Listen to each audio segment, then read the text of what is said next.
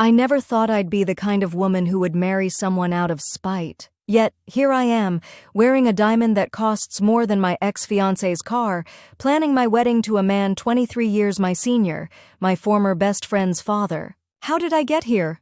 That's the question I've been asking myself every morning as I wake up in Richard's luxurious penthouse, staring at the ceiling and feeling a mixture of vindication and disbelief. The path from heartbroken fiancé to calculated revenge architect wasn't straightforward, but when Melissa, my best friend since childhood, decided to betray me in the most intimate way possible, something inside me hardened like concrete setting in the rain.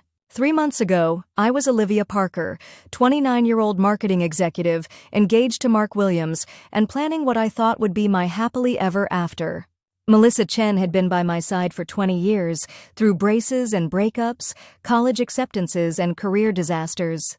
She was going to be my maid of honor. She'd helped me pick out my wedding dress. She'd even cried when Mark proposed to me at the restaurant where we'd had our first date. What a performance that had been. Oscar-worthy, really. I still remember exactly how it happened, the moment my life split cleanly into before and after, like a perfect break in expensive china. It was a Thursday evening in April.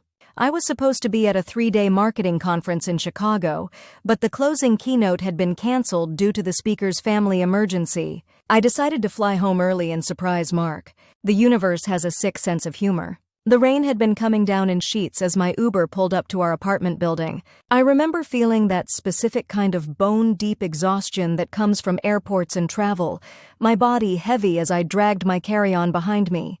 I was fumbling with my keys, hair damp from the short walk from the car to our building's entrance, when my phone buzzed with a text from Melissa. "Still killing it in Chicago? Call me tomorrow, XO." I smiled, sliding the phone back into my pocket. I'd surprise her too, maybe suggest brunch on Saturday to go over some wedding details. The elevator ride to the 7th floor felt endless. All I wanted was to collapse into Mark's arms, maybe order takeout, and fall asleep to the sound of his heartbeat, the rhythm that had become the soundtrack of my contentment. When I opened our apartment door, I heard it immediately. A woman's laugh, light, musical, familiar, then Mark's deeper chuckle in response. My stomach twisted, but my brain offered a quick rationalization, probably just watching a movie with the volume up. Maybe his sister was in town early for her planned visit next week. But I knew. Deep down, I already knew. I set my suitcase down silently by the door. The living room was empty, 2 glasses of red wine abandoned on the coffee table beside an open bottle of the expensive Cabernet I'd been saving for our anniversary. 1 lipstick stained, the same shade of berry pink that Melissa always wore.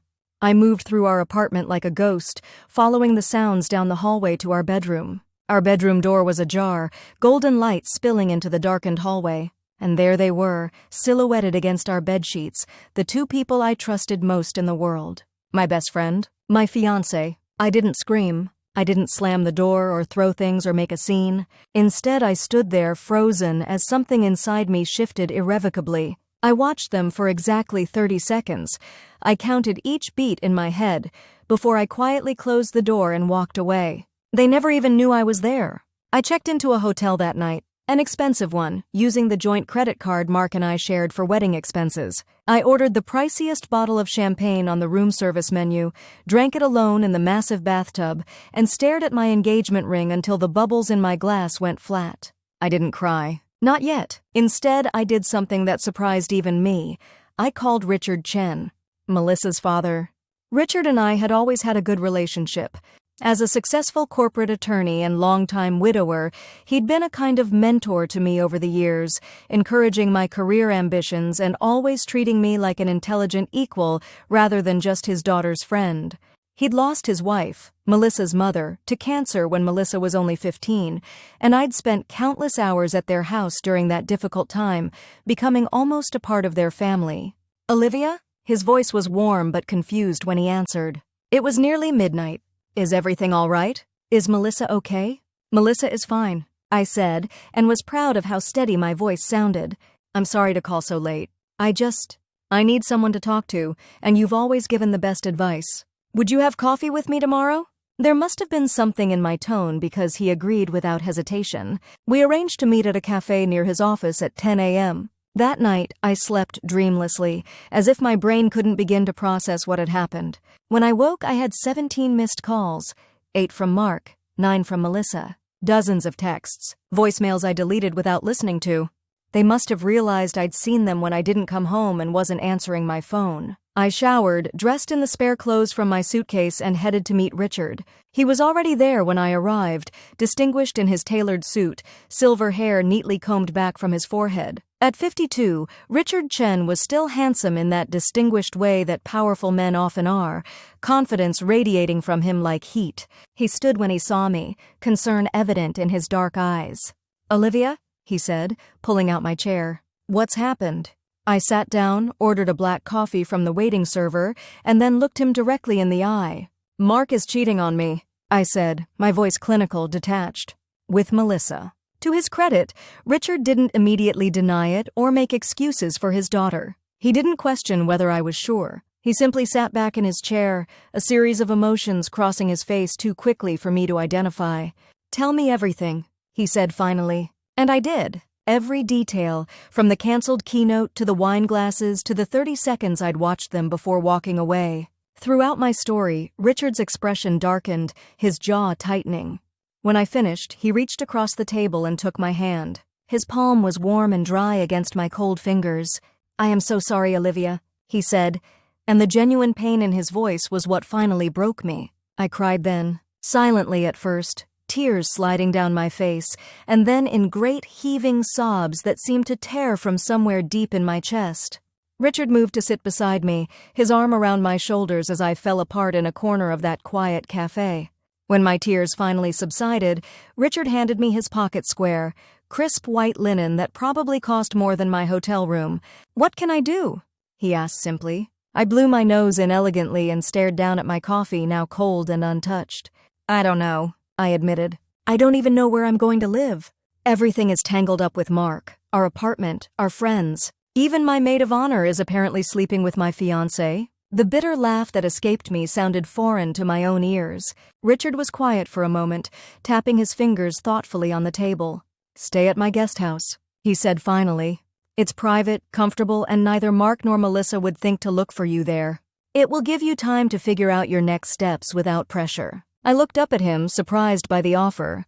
Richard's home was a sprawling estate in the most exclusive neighborhood in the city, purchased with both his corporate law success and his family money. The guest house, he mentioned, was a fully equipped 2-bedroom cottage on the property, tucked behind lush gardens and used primarily for visiting executives or extended family. "I couldn't impose," I began. "It's not an imposition," he cut in firmly. "In fact, I insist. My daughter has caused you unimaginable pain. It's the least I can do." I stared at him, seeing the genuine concern in his eyes, and slowly nodded. "Thank you," I whispered. "Just for a few days until I figure things out." Richard drove me to my hotel to collect my suitcase, then to his estate. The guest house was even more beautiful than I remembered, all hardwood floors and huge windows overlooking an immaculate garden. It was peaceful in a way I desperately needed. "Make yourself at home," Richard said, setting my suitcase inside the door. "I'll have my housekeeper bring you some groceries. Is there anything specific you need?" I shook my head, overwhelmed by his kindness. "Will you be speaking with Melissa?" I asked suddenly. Richard's expression hardened. "Yes, but not today. Today you rest. Tomorrow we can discuss what you want to do next." After he left, I wandered through the guest house, running my fingers over expensive furniture and staring out at the garden where I'd once helped Melissa plan her 21st birthday party. The unreality of my situation washed over me in waves. Just 2 days ago, I'd been happily engaged, secure in my relationship, planning a future with a man I thought loved me completely. Now I was hiding in my best friend's father's guest house, my entire life imploding around me. I crawled into the luxurious bed without bothering to eat, pulled the soft duvet over my head, and finally let myself cry until exhaustion claimed me. The next morning, I woke to sunlight streaming through unfamiliar windows and the distant sound of voices. Disoriented, I sat up, memories of the previous day flooding back with nauseating clarity. I grabbed my phone from the nightstand. 32 missed calls now, and countless text messages from both Mark and Melissa. I scrolled through a few. From Mark: "Liv, please call me. I can explain everything. It's not what you think." From Melissa. Olivia, I'm so sorry. We need to talk. Please don't shut me out. From Mark. Where are you staying? I'm worried about you. From Melissa. Mark told me you saw us. It was a mistake. A horrible, stupid mistake. Please call me back. I deleted them all, then blocked both numbers. Whatever explanations or excuses they wanted to offer, I wasn't interested. There's no misunderstanding. When you find your fiancé in bed with your best friend, the voices outside grew louder. I moved to the window and peered through the curtains. Richard stood on the main house's terrace, arms crossed, facing a distraught-looking Melissa. Even from this distance I could see she'd been crying, her face blotchy and mascara smeared. Richard's posture was rigid, unyielding. I couldn't hear what was being said, but I could read the body language clearly enough. Melissa gesturing wildly, pleading. Richard shaking his head firmly, pointing toward the driveway in a clear dismissal. After a few more minutes of argument, Melissa stormed off toward her car, shoulders shaking with sobs. A knock on the guest house door startled me. I wrapped myself in the plush robe hanging in the bathroom and went to answer it, half expecting to find Melissa had discovered my hiding place. Instead, it was Anna, Richard's housekeeper, bearing a tray of coffee, fresh fruit, and pastries. Mr. Chen asked me to bring you breakfast, she said with a kind smile, and to let you know he'll be working from home today if you need anything. Thank you, I murmured, taking the tray. Did you happen to see Melissa leaving just now? Anna's expression softened with sympathy. Mr. Chen told me what happened. I'm so sorry, Miss Olivia. And yes, Miss Melissa left a few minutes ago. She seemed very upset, but Mr. Chen was firm. After Anna left, I sat at the small dining table, nursing my coffee and picking at a croissant. I wondered what Richard had said to his daughter, whether he'd told her I was staying here. The thought of facing Melissa filled me with equal parts dread and rage. My phone rang, displaying an unfamiliar number. Warily, I answered. Hello? Olivia, it's Richard. I hope I didn't wake you. No, I was up. I saw you with Melissa from the window. There was a brief silence before he sighed heavily. She came looking for you. Apparently she's tried your apartment, your office, and all your usual places. She's quite desperate to speak with you. Did you tell her I'm here? No, he said firmly. I told her that I was aware of what she'd done, that I was profoundly disappointed in her choices, and that she should give you space rather than hunting you down for absolution. I let out a breath I hadn't realized I was holding. Thank you. She doesn't know where you're staying, and she won't hear it from me unless you want her to, Richard continued. I've raised my daughter to be better than this, Olivia. What she did to you is unforgivable. The steel in his voice was oddly comforting. Someone was on my side. Would you like to have dinner with me tonight? He asked, changing the subject. You shouldn't be alone, and I thought we could discuss your next steps. I hesitated only briefly. The alternative was sitting alone in the guest house, marinating in my own misery. I'd like that, I said. Thank you, Richard. Good. Let's say 7 o'clock at the main house. Nothing formal. After hanging up, I spent the day in a strange limbo, alternating between numbness and acute pain. I found a legal pad in a drawer and began making lists, things I needed to handle, questions that needed answers. Our apartment lease was in both our names. Most of our furniture we'd bought together. We had joint accounts for wedding expenses and our future home down payment. We'd entangled our lives so thoroughly, assuming we'd never need to untangle them. I called my boss and requested an emergency week of personal leave, citing a family crisis. Then I emailed our wedding venue and photographer to cancel, my fingers shaking as I typed. The early cancellation fees were substantial, but I'd figure that out later. I couldn't bear the thought of Mark or Melissa doing it instead, spinning whatever story made them look less guilty. By 7 o'clock, I'd managed to shower and put on clean clothes from my suitcase, black jeans and a simple blouse. I didn't bother with makeup. My eyes were still puffy from sporadic crying jags throughout the day. I walked across the garden to the main house where Richard greeted me at the door. He'd changed from his business suit to casual slacks and a button-down shirt, looking more relaxed but no less distinguished. Come in, he said warmly. I thought we'd eat in the kitchen rather than the formal dining room. Richard's kitchen was a chef's dream, all gleaming stainless steel and granite, with a large island in the center where 2 place settings awaited. A bottle of red wine was already open and breathing. I hope pasta is okay, he said, gesturing for me to sit. Anna left us her famous bolognese before she went home. It smells amazing, I said, though I had little appetite. You didn't have to go to any trouble. It's no trouble, Richard assured me, serving generous portions for us both. Besides, I rarely get to share a meal with pleasant company these days. Most of my dinners are business-related or eaten alone. We ate in companionable silence for a few minutes before Richard spoke again. Have you decided what you're going to do about your living situation? I took a sip of wine, gathering my thoughts. I need to talk to Mark about the apartment. Logically, I know I should just get my things and find a new place, but I trailed off, emotion clogging my throat. But it feels like you're the one being punished while they get to continue on. Richard finished for me. I nodded, grateful for his understanding. And the wedding? He asked gently. I started canceling things today. The venue, photographer, florist. I stabbed at my pasta. I still need to tell my parents. They're going to be devastated. They love Mark. I'm happy to go with you to collect your belongings if you'd like support, Richard offered. And you're welcome to stay here as long as you need. The guest house is yours. I looked up at him, touched by his generosity. Why are you being so kind to me? I'm not your responsibility. Richard set down his fork and regarded me thoughtfully. You've been in my daughter's life, and by extension mine, for 2 decades, Olivia.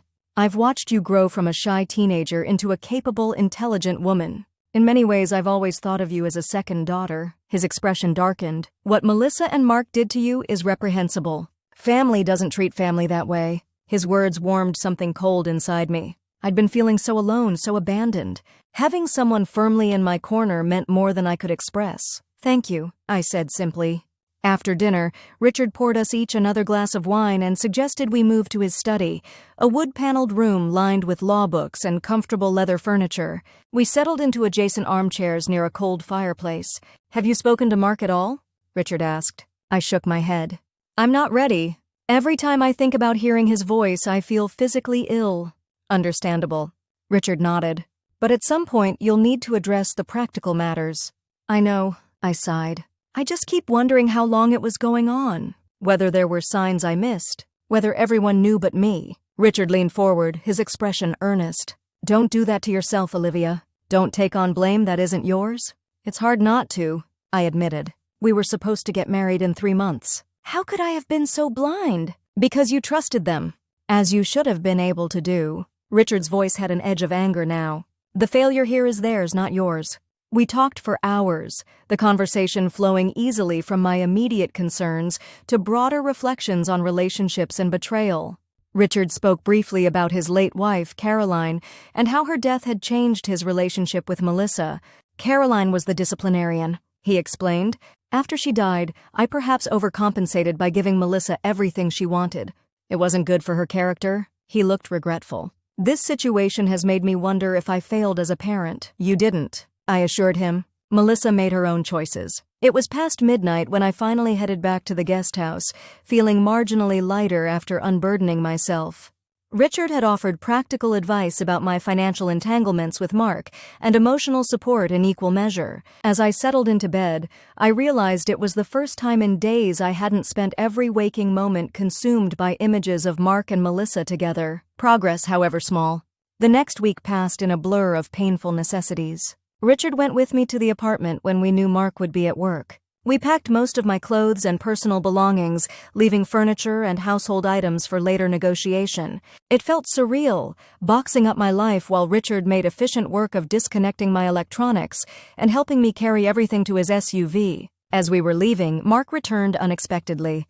Seeing him standing in the doorway of what had been our home, looking rumpled and miserable, sent a shockwave through my system. For one terrible moment, I felt an impulse to run into his arms, to believe whatever explanation he offered if it meant I could return to the life I'd planned. But then I noticed the faint mark on his neck, a small bruise partially concealed by his collar. A hickey. From Melissa? The thought made me physically recoil. Liv, he said, his voice breaking. Please, can we talk? Just for a minute? I started to respond, but Richard stepped forward, positioning himself slightly between us. Mark, he said, his tone polite but glacial. Olivia doesn't wish to speak with you at this time. I suggest you respect her boundaries. Mark's eyes widened at Richard's presence, confusion crossing his features. Mr. Chen? I don't understand. There's nothing to understand. Richard cut him off smoothly. I'm helping Olivia collect her belongings. Any communication regarding the apartment lease or joint property should go through her attorney. Attorney? Mark looked panicked now. Liv, come on, this is crazy.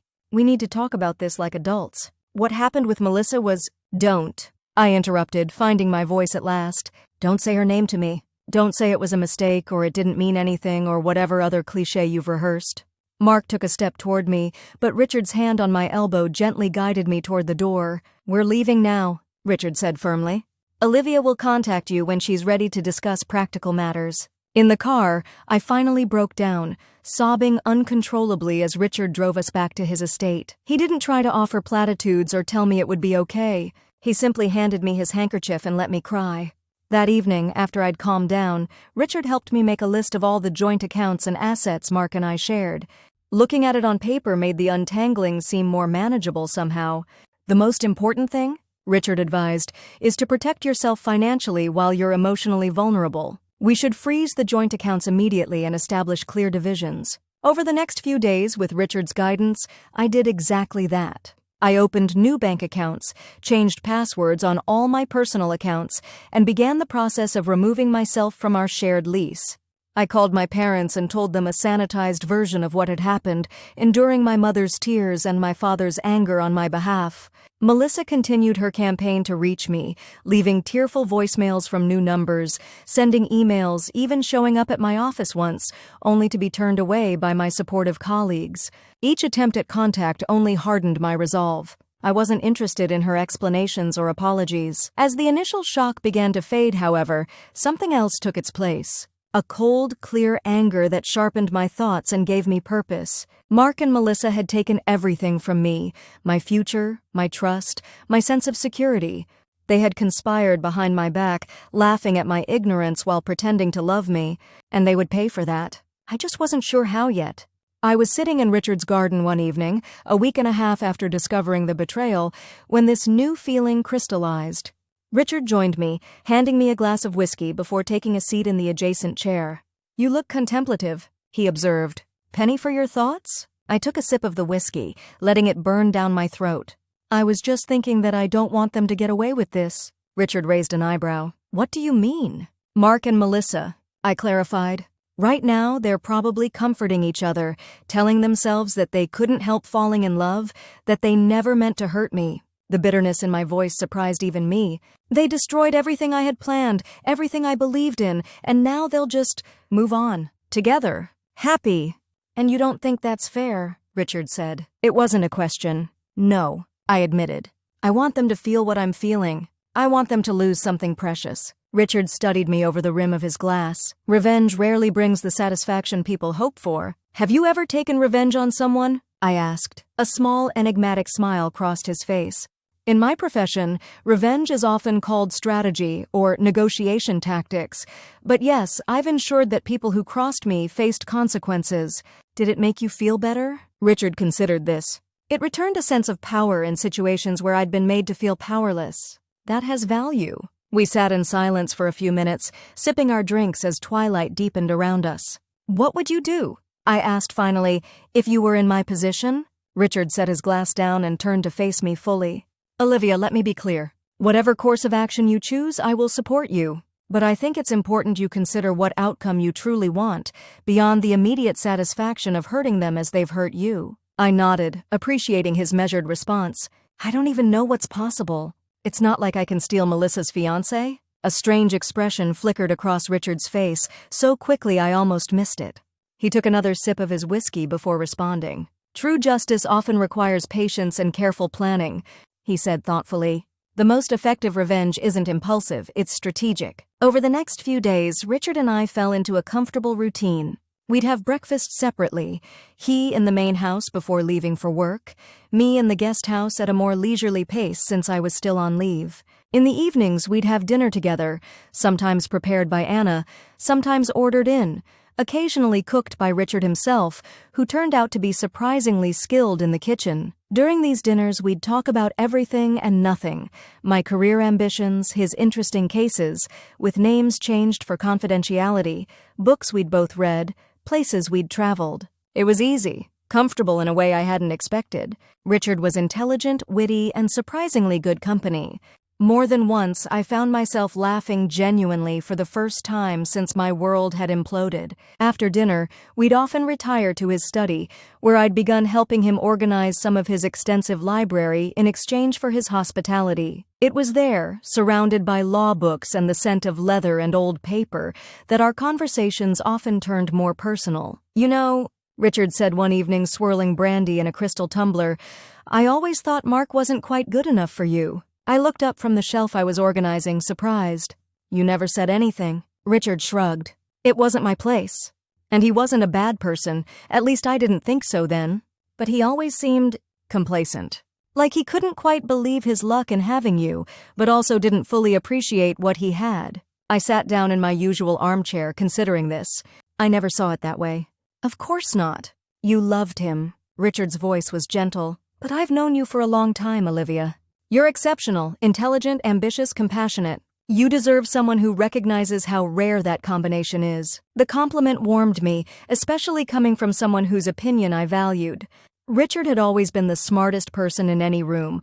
The fact that he saw those qualities in me meant more than I expected. "Thank you," I said quietly.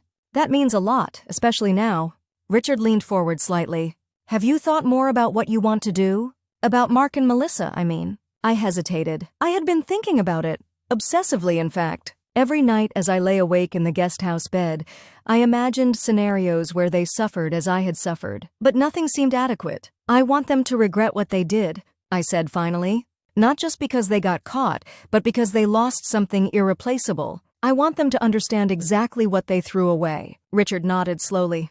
"And have you considered how to achieve that?" "Not specifically," I admitted. "I mean, what can I really do? Slash their tires? Post about their cheating on social media? It all seems so ineffective. Juvenile. Those would be short-term satisfactions at best." Richard agreed. "And beneath you." He fell silent, studying me with an intensity that made me shift in my seat. There was something contemplative in his gaze, as if he were working through a complex problem. "What?" I asked.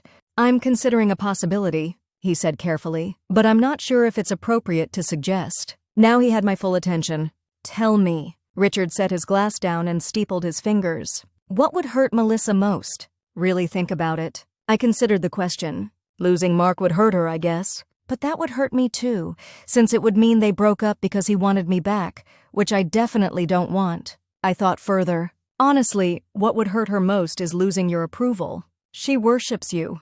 It killed her when you sided with me."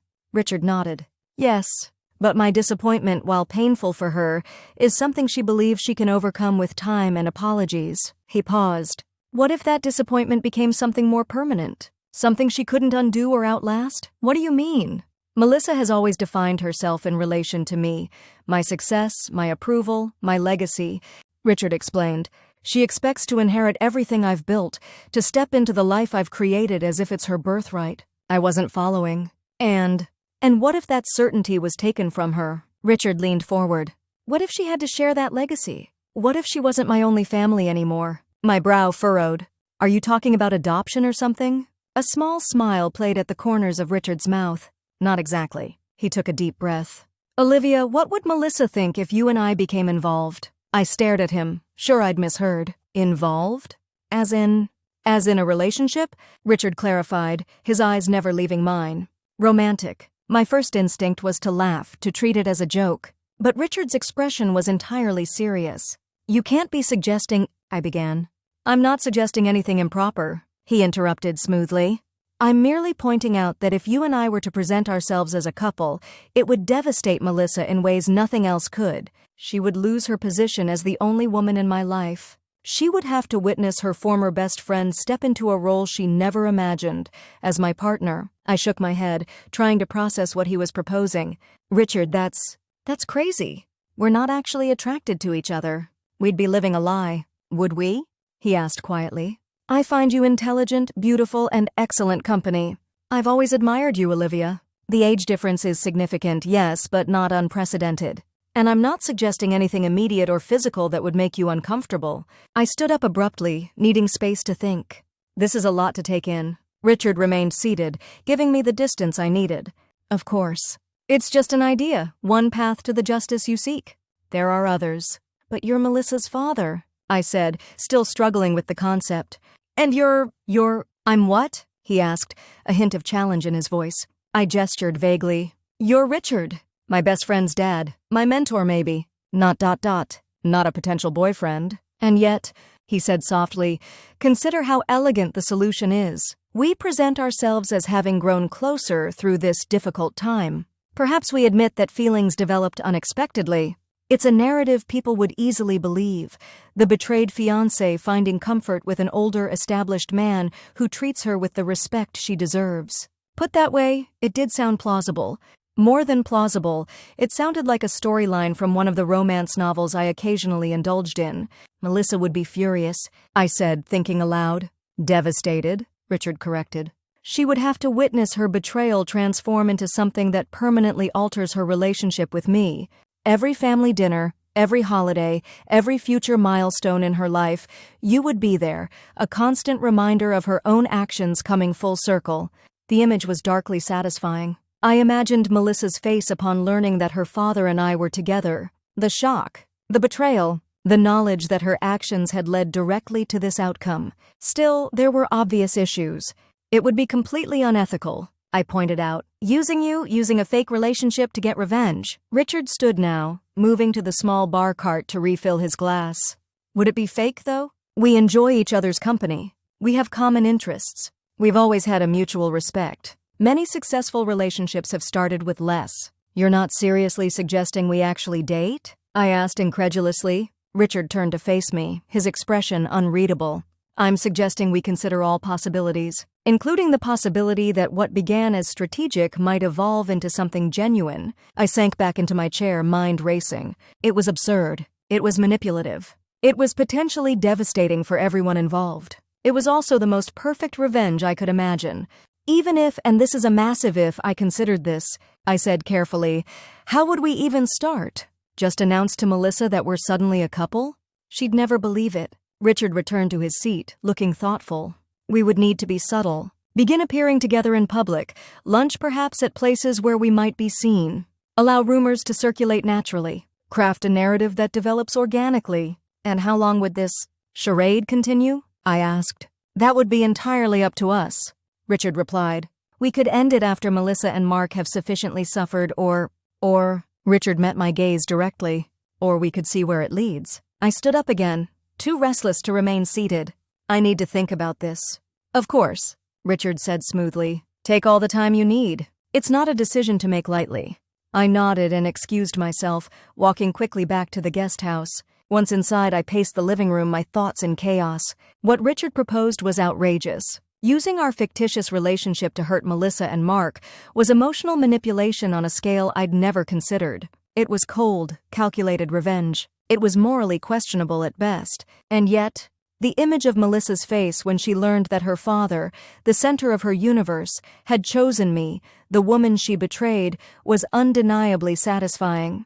The thought of her having to witness us together, having to accept me as part of her family, perhaps even having to call me her stepmother someday. I shivered, not entirely from disgust, but could I actually do it? Could I pretend to have feelings for Richard? I thought about our dinners together, our long conversations in his study. I thought about the way he always seemed to understand exactly what I needed, space or support, practical advice or simply a listening ear. I thought about his confidence, his intelligence, the easy grace with which he moved through the world. Richard was handsome, I had to admit, distinguished, successful. Under different circumstances, if he weren't Melissa's father, if he weren't 23 years my senior, I might actually, I shut that thought down immediately. This wasn't about genuine attraction. This was about revenge. A strategic alliance to make those who hurt me suffer as I had suffered. Wasn't it?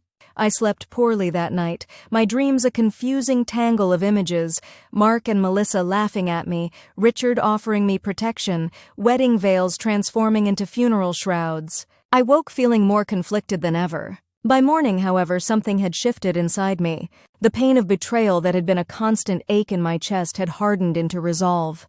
Mark and Melissa had chosen their path, heedless of the devastation they caused. Perhaps it was time they understood the consequences of their choices. I showered and dressed carefully, choosing a sundress I knew was flattering rather than the comfortable but shapeless clothes I'd been living in. I even applied light makeup and styled my hair. This conversation required me to look composed, in control. When I walked into the main house for breakfast, Richard was at the kitchen island, reading something on his tablet while sipping coffee. He looked up when I entered, and something flickered in his eyes as he took in my appearance. "Good morning," he said, his voice neutral though his gaze was appraising. "You look well." "Thank you," I replied, pouring myself coffee from the carafe. "I've been thinking about what you suggested." Richard set his tablet aside, giving me his full attention, and I took a deep breath, still not quite believing what I was about to say. "I think we should try it." If Richard was surprised by my decision, he didn't show it. He simply nodded, looking thoughtful. "You're certain?" "No," I admitted. "But I'm certain that I can't move forward until Mark and Melissa understand what they've done, until they feel some measure of what I've felt." I met his gaze directly. "And your suggestion is elegant, as you said." Richard studied me for a long moment before speaking. "If we do this, we need to be clear about the parameters. What we're willing to do, what we're not, how far we're prepared to take this." "Agreed," I said, relieved that he was being practical rather than emotional. "We need rules." "Rules," Richard repeated, nodding.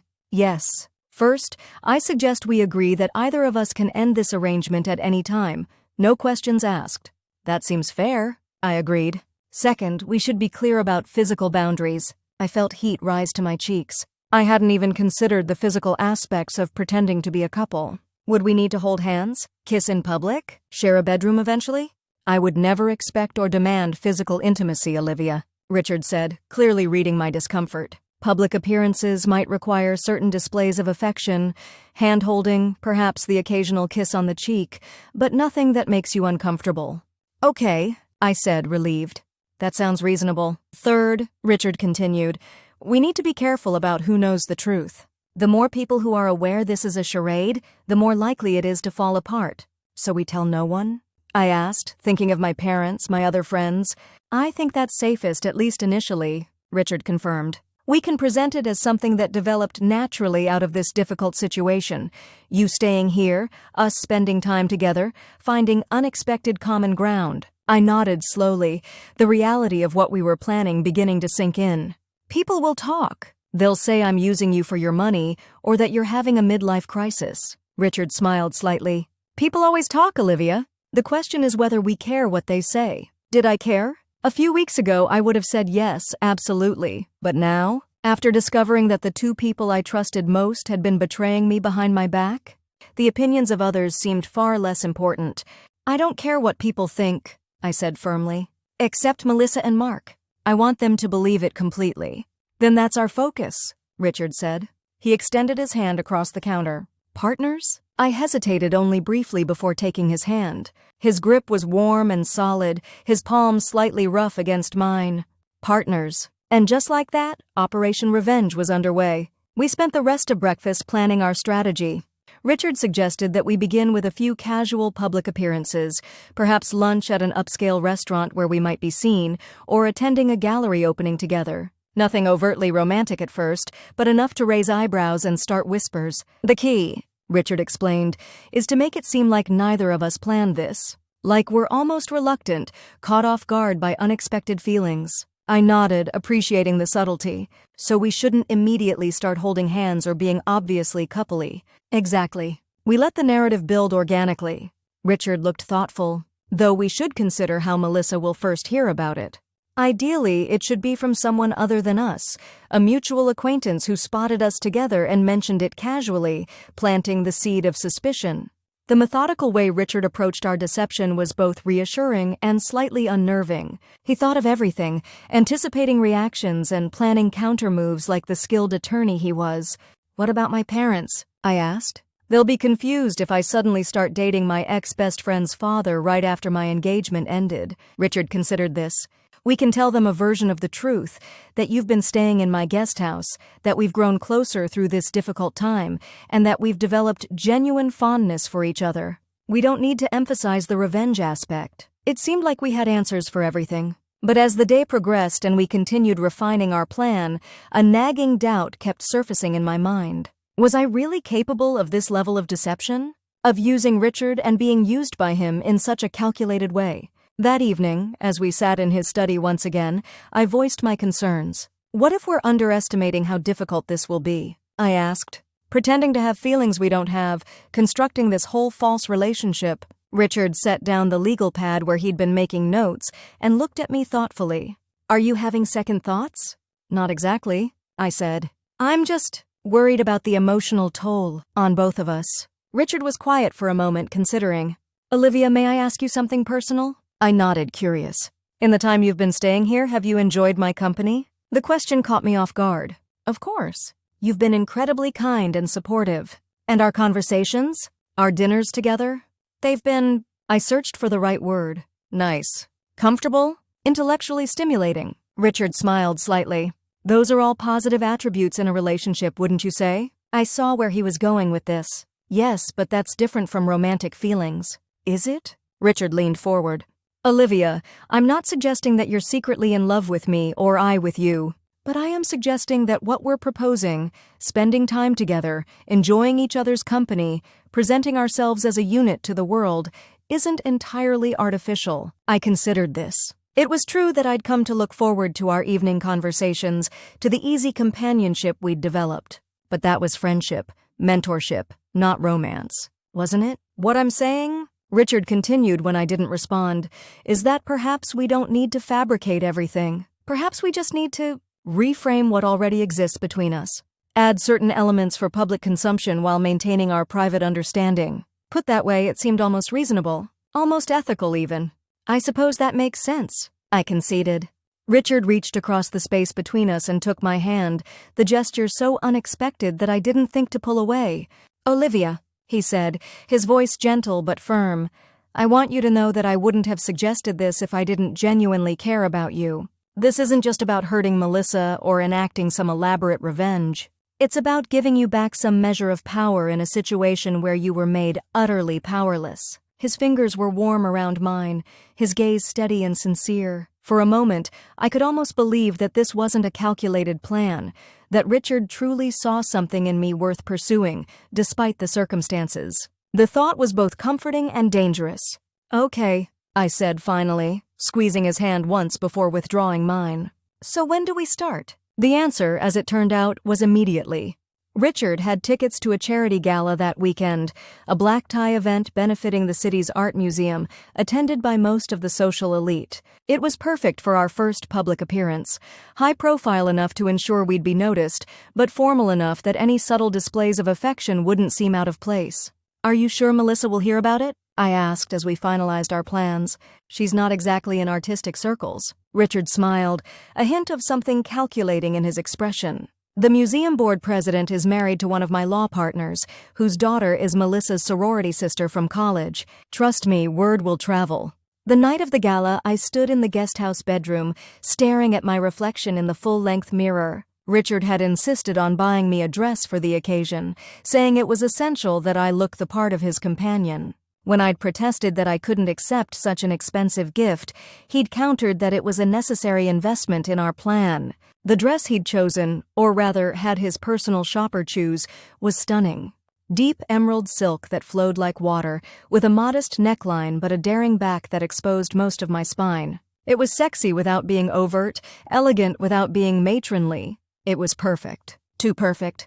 Richard had somehow selected exactly what I would have chosen for myself had I unlimited budget and access to designers. As I fastened the delicate diamond earrings that had been delivered along with the dress, on loan from a jeweler Richard knew, another necessary prop, I wondered again what I was getting myself into. This no longer felt like a simple revenge plot. It felt like stepping into a new identity, one crafted specifically for me by Richard Chen. A soft knock at the door startled me from my thoughts. Olivia, are you ready? Richard's voice came through the door. I took a deep breath, grabbed the matching clutch purse, and opened the door. Richard stood there in a perfectly tailored tuxedo, every inch the successful attorney and society figure. His silver hair was impeccably styled, his posture confident without being rigid. But it was his expression when he saw me that caught me off guard, a look of genuine appreciation, perhaps even admiration, before he schooled his features back to polite pleasure. You look stunning, he said simply. Thank you, I replied, suddenly shy. You look very handsome yourself. Richard offered his arm. Shall we? As we walked to his waiting car, a sleek black Mercedes driven by a professional chauffeur for the evening, I was acutely aware of how naturally we fell into step together. This was the first test of our charade, and so far it felt surprisingly easy. The gala was held at the museum's grand atrium, transformed for the evening with thousands of twinkling lights and massive floral arrangements. As we entered, Richard's hand at the small of my back, I could already feel eyes turning our way, whispers starting. Richard Chen rarely attended these events with a date, and never with someone as young as me. "Ignore them," Richard murmured, seeming to sense my discomfort. "Focus on me. We're just two people enjoying an evening together." I nodded, taking a glass of champagne from a passing waiter and sipping it to calm my nerves. Throughout the cocktail hour, Richard was the perfect companion, attentive without being possessive, including me in conversations with his colleagues and friends, his hand occasionally touching my elbow or back in a way that suggested intimacy without being inappropriate. I found myself relaxing into the role, laughing at his subtle jokes, standing perhaps a bit closer than necessary when we spoke with others. It was surprisingly easy to pretend there was something between us, a shared secret, a private connection. "Richard, darling," a woman in her 50s approached, air-kissing Richard's cheeks before turning curious eyes to me. "And who is this lovely young woman?" "Diana, this is Olivia Parker," Richard said smoothly. "Olivia Diana Westfield, the museum board president and wife of my law partner James?" Diana's eyes widened slightly as she connected the dots. "Olivia, weren't you engaged to—" "Yes," Richard cut in gently but firmly. "Olivia has been through a difficult time recently.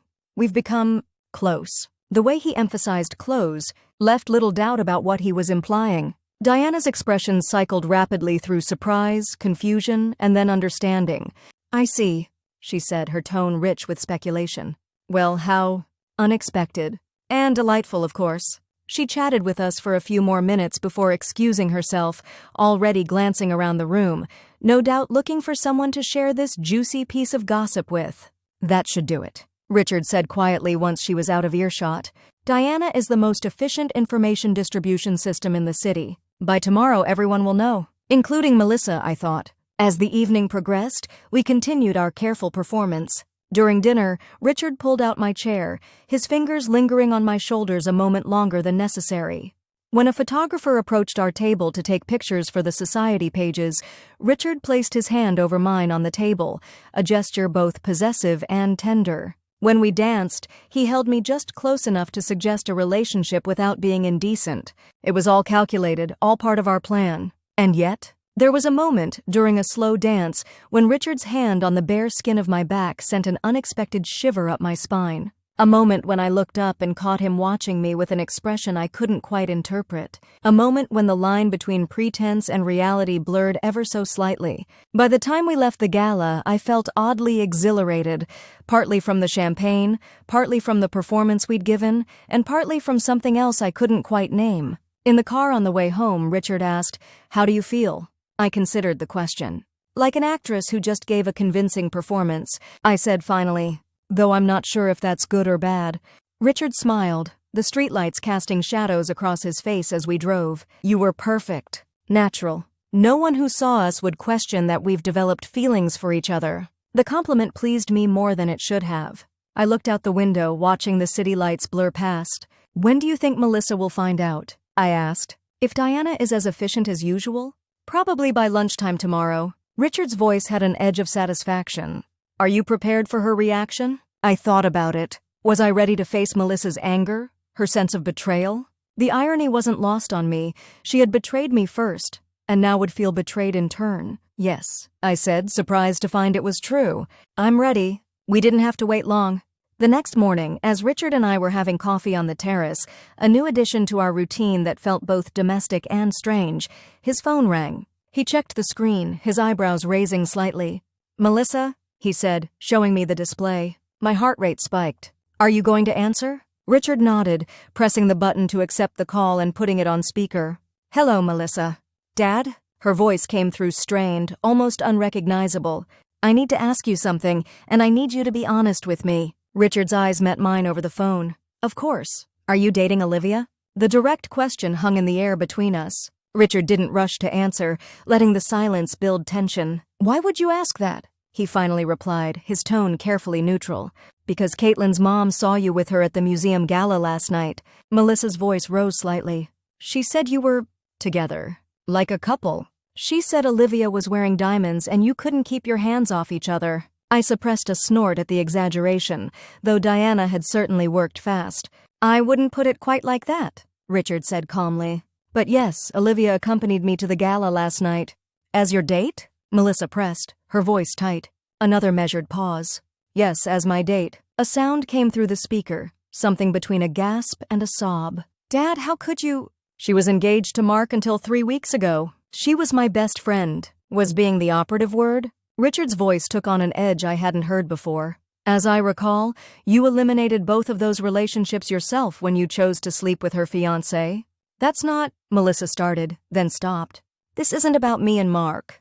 This is about you dating someone my age. Someone I grew up with. It's weird and inappropriate and I'm sorry you feel that way, Richard interrupted, his tone cooling further.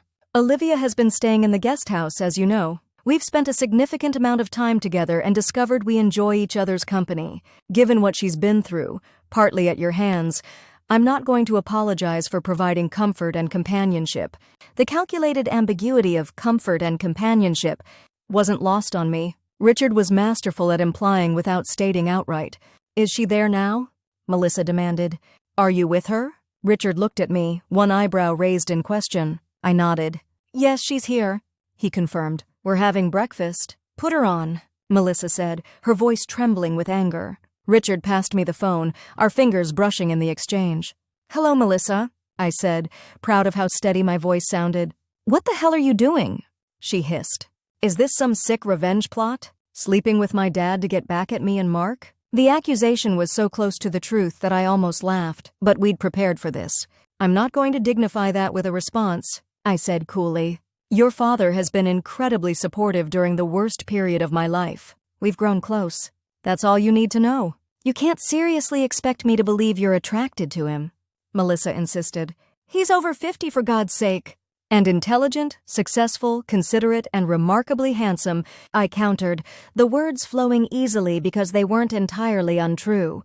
He treats me with respect, Melissa. Something you and Mark know nothing about. Melissa made a sound of frustration.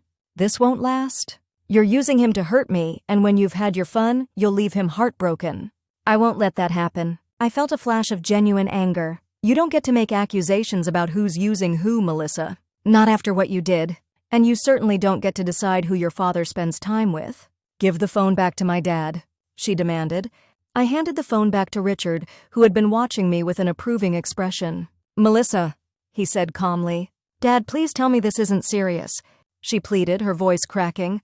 Tell me you're not actually dating my ex-best friend. Richard's expression remained impassive. I'm not going to discuss the nature of my relationship with Olivia. What I will say is that she's important to me, and I expect you to respect that. Important to you? Melissa repeated, her voice hollow. Do you have any idea how this makes me look? How humiliating this is? I imagine about as humiliating as it was for Olivia to discover her fiancé in bed with her best friend, Richard replied, his tone sharp. Though I don't recall you being concerned about her humiliation then. The silence that followed was loaded. Finally, Melissa spoke again, her voice small. Are you choosing her over me? Your own daughter? Richard sighed, and for a moment I saw genuine pain in his eyes. Whatever his feelings about Melissa's behavior, she was still his child. This isn't about choosing anyone over anyone else, he said, his voice gentler. It's about respecting the connections we form with other people. I'm asking you to respect mine with Olivia, just as I've respected yours with Mark, despite my personal feelings about how it began. Another pause, this one longer. I need to think, Melissa said finally. This is a lot. Take all the time you need, Richard replied. When you're ready to have a civil conversation about this, I'm here. The call ended, and Richard set the phone down on the table between us. For a moment, neither of us spoke. Well, I said finally. That went about as expected. Richard nodded, his expression thoughtful. She's shocked, angry, hurt. Exactly as anticipated. Do you think she believes us? I asked, suddenly uncertain. She doesn't want to believe us, Richard corrected, which is different. She's looking for any explanation other than the one we've presented, that her father has developed genuine feelings for her former best friend. I sipped my coffee, now cold, thinking about Melissa's accusation. Is this some sick revenge plot? It was, of course. But hearing it stated so baldly made me uncomfortable in a way I hadn't expected. Having second thoughts? Richard asked, reading my expression with unsettling accuracy. No, I said quickly. It's just, hearing her so upset was more difficult than I thought it would be. Richard studied me. Because despite everything, you still care about her feelings. I shouldn't, I said bitterly. She certainly didn't care about mine. That's what makes you different from her. Richard pointed out. Your capacity for empathy, even toward those who have hurt you. I wasn't sure if he meant it as a compliment or a criticism. Perhaps both. What happens next? I asked. Richard leaned back in his chair, considering. Melissa will talk to Mark. They'll analyze every detail of what they know about us, looking for the angle, the hidden agenda. They'll convince themselves this is purely about revenge, which it is, I reminded him. In part, Richard agreed, but not entirely. Before I could ask what he meant by that, he continued. The next step is to continue being seen together. Dinners at visible restaurants. Perhaps a weekend trip somewhere people might recognize us. We need to establish that this isn't just a fleeting rebound, but something with substance. I nodded, already mentally reviewing my wardrobe for suitable date outfits. Then a thought occurred to me. What about my apartment situation? I still need to formally break the lease with Mark. Won't it seem strange that I'm supposedly in a relationship with you but still trying to resolve things with my ex? Richard considered this. Not necessarily. We can position it as you being pragmatic, dealing with practical matters while moving forward emotionally. He paused, though it might be more convincing if you simply didn't go back to the apartment at all. Let Mark deal with the lease. I can have someone collect the rest of your belongings. The suggestion gave me pause. Move in here permanently, you mean? It would strengthen our narrative, Richard said carefully, and practically speaking, it would solve your housing problem. He was right on both counts. Staying in the guest house indefinitely would certainly make our supposed relationship more believable, and it would spare me the pain of returning to the apartment I'd shared with Mark, negotiating who kept what, reliving the betrayal with each item I packed. Still, it represented a deeper commitment to our deception than I'd initially envisioned. I'll think about it, I said finally. Richard nodded, not pressing the issue. Of course. Take your time. But time, as it turned out, was working against us. Later that day, as I was catching up on work emails, preparing to return to the office the following week, my phone rang. It was a number I didn't recognize, but the area code was local. Hello? I answered cautiously. Olivia? It's Mark. My heart seemed to stutter in my chest. Despite everything, hearing his voice still affected me, though now with a complicated mixture of pain, anger, and something like pity. What do you want, Mark? I asked, keeping my voice even. Is it true? He demanded. Are you actually dating Richard Chen? So Melissa had wasted no time sharing our news. Good. I don't see how that's any of your business, I replied coolly. Come on, Liv. Mark's voice took on that cajoling tone I once found endearing. This isn't you. I know you're hurt and angry about what happened with Melissa and me, but dating her dad? That's taking revenge too far. I almost laughed at his presumption. First of all, don't call me Liv.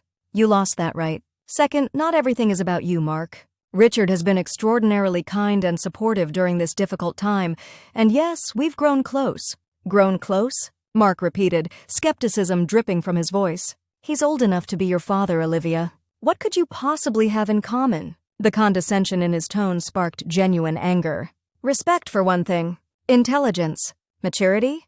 All qualities you apparently lack. Mark sighed heavily. Look, I know I hurt you. What Melissa and I did was wrong, and I'm so sorry. But this, whatever you're doing with Richard, it isn't going to make you feel better. It's just going to cause more pain all around.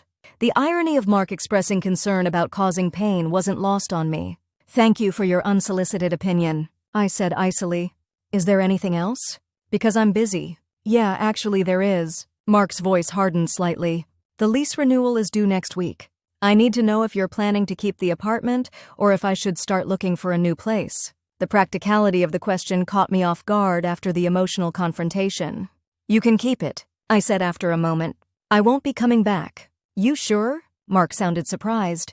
What about your things? Your books, your mother's china, all your clothes? I thought about Richard's offer to have someone collect my belongings. It was tempting to avoid seeing Mark in the apartment again. I'll arrange to have my things picked up, I said. Text me a time when you won't be there and I'll send movers. Mark was quiet for a moment. So this is really it, huh? You're moving on with Richard Chen, of all people. Yes, I said simply. This is really it. After another pause, Mark said, I did love you, you know. I still do. The words should have affected me more than they did. A month ago, they would have brought me to my knees. Now they felt hollow. No, Mark, I said quietly. If you had loved me, we wouldn't be having this conversation. Goodbye. I ended the call before he could respond, my hand shaking slightly. For all my calm during the conversation, hearing Mark's voice had still rattled me, not because I wanted him back, that ship had sailed and burned, but because it made the reality of our situation concrete in a way it hadn't been before. I sat on the guest house sofa, staring at nothing, until a knock at the door startled me from my thoughts. It was Richard, holding 2 glasses of wine. I thought you might need this, he said, offering me one. I saw you on the phone through the window. Was it Melissa again? Mark, actually, I said, accepting the glass gratefully. Melissa told him about us. Richard nodded, unsurprised. May I? He asked, gesturing to the space beside me on the sofa. I nodded and he sat down, leaving a respectful distance between us. How did he take it? About as well as Melissa, I said, taking a long sip of wine. He thinks I'm dating you to get revenge on them. Perceptive of him, Richard remarked dryly. A small laugh escaped me. Yes, well, he's not entirely stupid, just morally bankrupt. I paused. He also asked about the apartment lease. And I told him he could keep it. That I'd send movers for my things. I looked at Richard directly. I think you're right, I should stay here. At least for now. It makes the most sense, both practically and strategically. Richard nodded, his expression unreadable. I'm glad to hear that. The guest house is yours for as long as you want it. We sat in comfortable silence for a few minutes, sipping our wine. It struck me how easy it was to be quiet with Richard. No awkward need to fill the space with chatter, just peaceful coexistence. We should celebrate, Richard said suddenly. Your decision to make a clean break, to truly move forward. Let me take you to dinner tonight. The idea of going out, of being seen publicly with Richard again so soon after the gala, should have made me nervous. Instead, I found myself nodding. I'd like that, I said, surprising myself with how much I meant it. Richard smiled, a genuine warmth in his expression that I was starting to recognize and appreciate. Excellent. I'll make a reservation for 8. As he stood to leave, he hesitated, then leaned down and pressed a soft kiss to my forehead, the first time he'd kissed me in any capacity. It was brief, chaste, but unexpected enough that I felt heat rise to my face. What was that for? I asked, trying to keep my voice light. Richard looked down at me, something unnamed flickering in his eyes.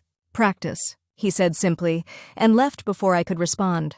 That evening, as I dressed for dinner, I found myself putting more effort into my appearance than strictly necessary for our strategy. I chose a sleek black dress that I'd bought during happier times with Mark, but had never worn, simple but elegant, with a neckline that hinted at cleavage without being obvious about it. I styled my hair in loose waves, applied makeup with care, and even dabbed perfume on my wrists and neck. When I emerged from the guest house, Richard was waiting by his car. He wore a charcoal suit with no tie, the top button of his crisp white shirt undone in a way that looked deliberate rather than casual. He looked polished, sophisticated, undeniably attractive. His eyes widened slightly when he saw me, and I felt a small thrill of satisfaction at having caught him off guard. You look beautiful, he said, opening the passenger door for me. Thank you, I replied, brushing past him to slide into the car.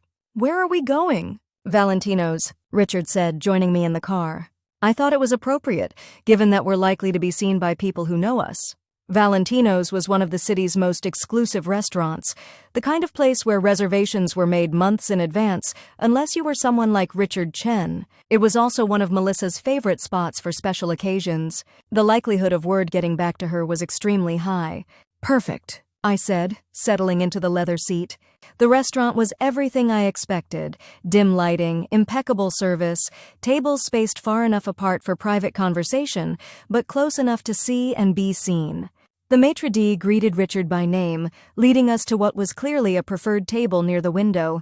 Mr. Chen, always a pleasure, he said, pulling out my chair. And may I say, your companion is lovely this evening. Thank you, Antonio. Richard replied with a warm smile. "This is Olivia Parker." Antonio's eyes widened almost imperceptibly. Clearly, he knew who I was. "Enchanted, Ms. Parker. Please enjoy your evening. Your server will be with you momentarily." As he walked away, I leaned forward slightly. He recognized my name. Richard nodded, unfolding his napkin. "Antonio knows everyone and everything. By tomorrow, at least a dozen people will know we dined here together." The casual way Richard leveraged these social connections for our strategy was impressive. He operated in this world of influence and information with effortless grace. Throughout dinner, Richard was the perfect date. Attentive, engaging, occasionally touching my hand across the table when making a point. We discussed books we'd both read, my work in marketing, his recent cases, without violating client confidentiality. It was easy, enjoyable even.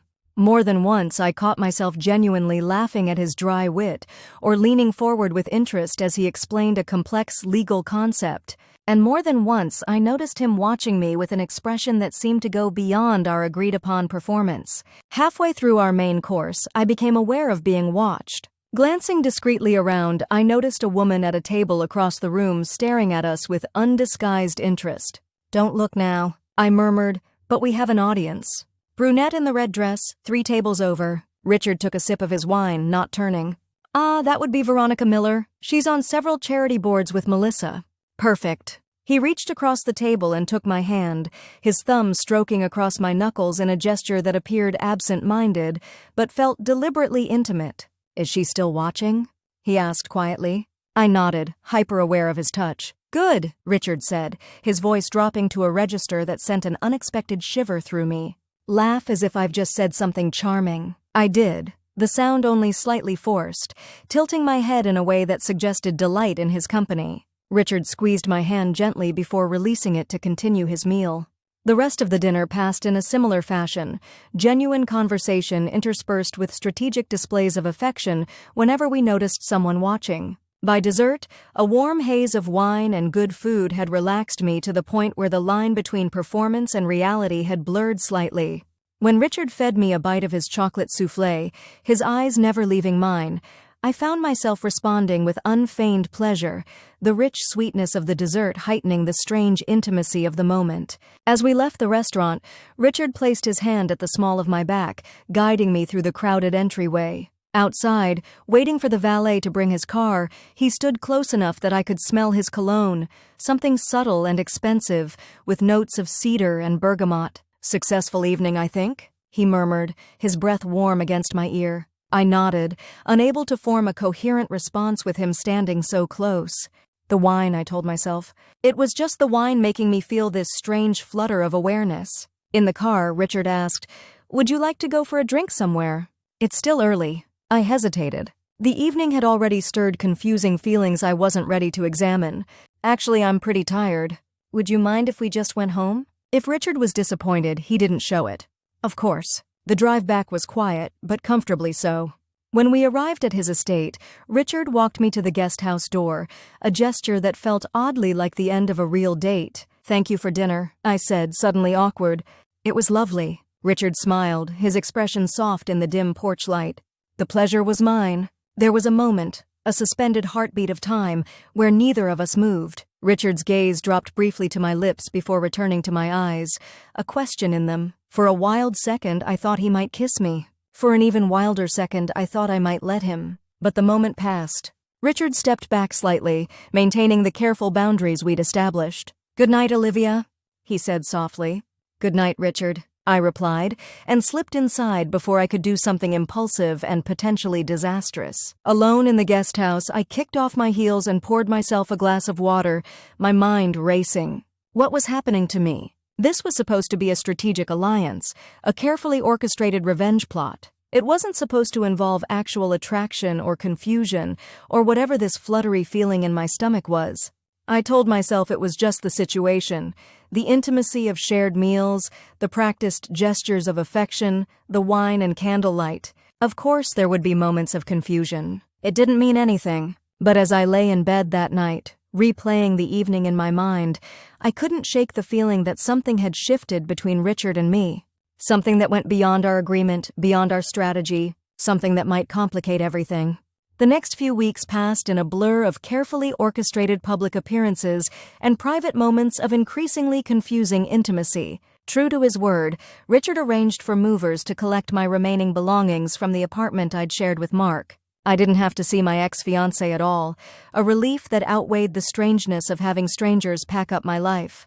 My things now occupied a significant portion of the guest house, transforming it from a temporary refuge to something that felt like home. I returned to work, throwing myself into projects to distract from the emotional tumult of my personal life. Richard and I established a routine: breakfast separately on weekdays, dinner together most evenings, either at his house or at restaurants where we'd be seen. Weekends often included more visible activities: gallery openings, a symphony performance, a charity run where Richard cheered me on from the sidelines and embraced me at the finish line, cameras capturing the moment for the local paper's society section. Each public appearance generated exactly the reaction we'd hoped for. Whispers followed us everywhere. Richard's law partners asked discreet but pointed questions about our relationship.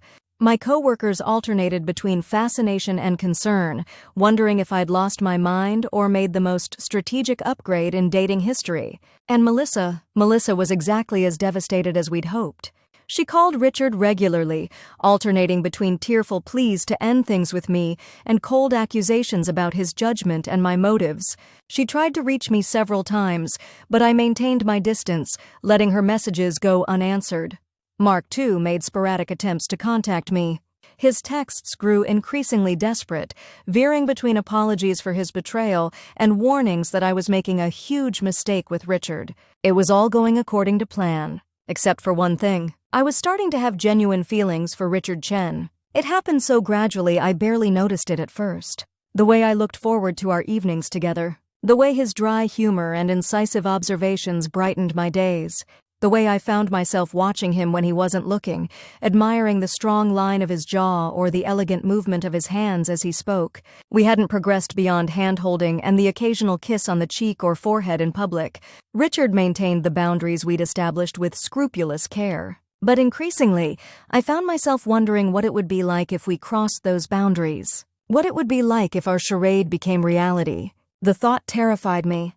Richard was 23 years my senior, my ex-best friend's father, my partner in an elaborate deception. Developing real feelings for him hadn't been part of the plan. It complicated everything, threatened to derail our careful strategy. I told myself it was just a natural consequence of our situation, proximity creating false intimacy, gratitude confused with deeper emotion. I told myself it would pass once our revenge was complete. But deep down, I wasn't sure I believed that. The turning point came about a month after we began our charade. Richard received an invitation to his law firm's anniversary gala, a major event held at the city's most exclusive hotel. It would be attended by everyone who mattered in our social circle, including, almost certainly, Melissa and Mark. "We don't have to go," Richard said when he showed me the invitation. It might be too much, too soon. But I shook my head, a strange determination settling over me. "No, we should go. It's the perfect opportunity to make it clear that this isn't just a fling, that we're serious." Richard studied me thoughtfully. "Are you sure you're ready to face them?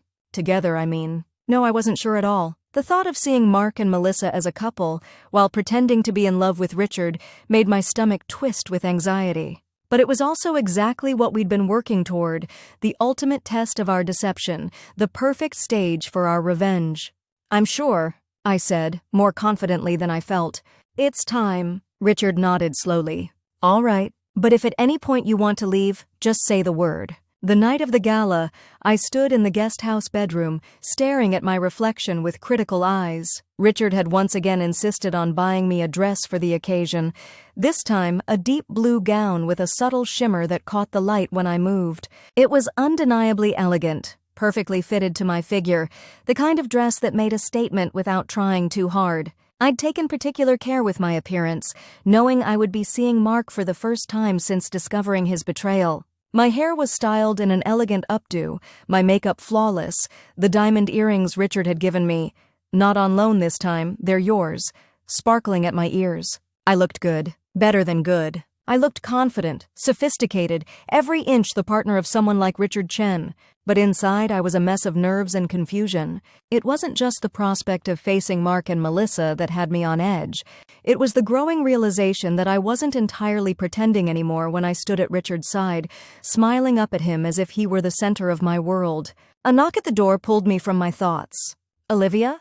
Are you ready?" Richard's voice came through the door, just as it had the night of our first public appearance. But now, a month later, the sound sent a flutter through me that had nothing to do with nerves and everything to do with something I wasn't ready to name. I opened the door to find Richard in a tuxedo even more elegant than the one he'd worn to the museum gala. He looked distinguished, powerful, undeniably attractive. His eyes widened slightly when he saw me, that now familiar look of genuine appreciation warming his gaze. "You are absolutely breathtaking," he said, his voice lower than usual. "Thank you," I replied, feeling a blush rise to my cheeks. "You look very handsome yourself." Richard offered his arm and I took it, the gesture now familiar, comfortable. As we walked to his car, he said, "I have something for you." From his pocket, he withdrew a small velvet box. My heart stuttered in my chest. "Richard, it's not what you think," he assured me quickly, opening the box to reveal a delicate diamond pendant on a platinum chain. "But I thought you might want something to complete your ensemble tonight." The necklace was stunning, a teardrop diamond surrounded by smaller stones, elegant without being ostentatious. "It's beautiful," I breathed. "But you've already given me so much. The earrings, the dresses. Consider it part of our strategy," Richard said, though something in his tone suggested there was more to it than that. "Tonight is important. I want you to feel confident, powerful." He removed the necklace from the box. "May I?" I nodded, turning so he could fasten it around my neck. His fingers brushed against my skin as he worked the clasp, sending a shiver down my spine that I couldn't hide. If Richard noticed, he didn't comment. When I turned back to face him, his expression was warm but composed. "Perfect," he said simply. The drive to the hotel was quiet, both of us lost in our own thoughts.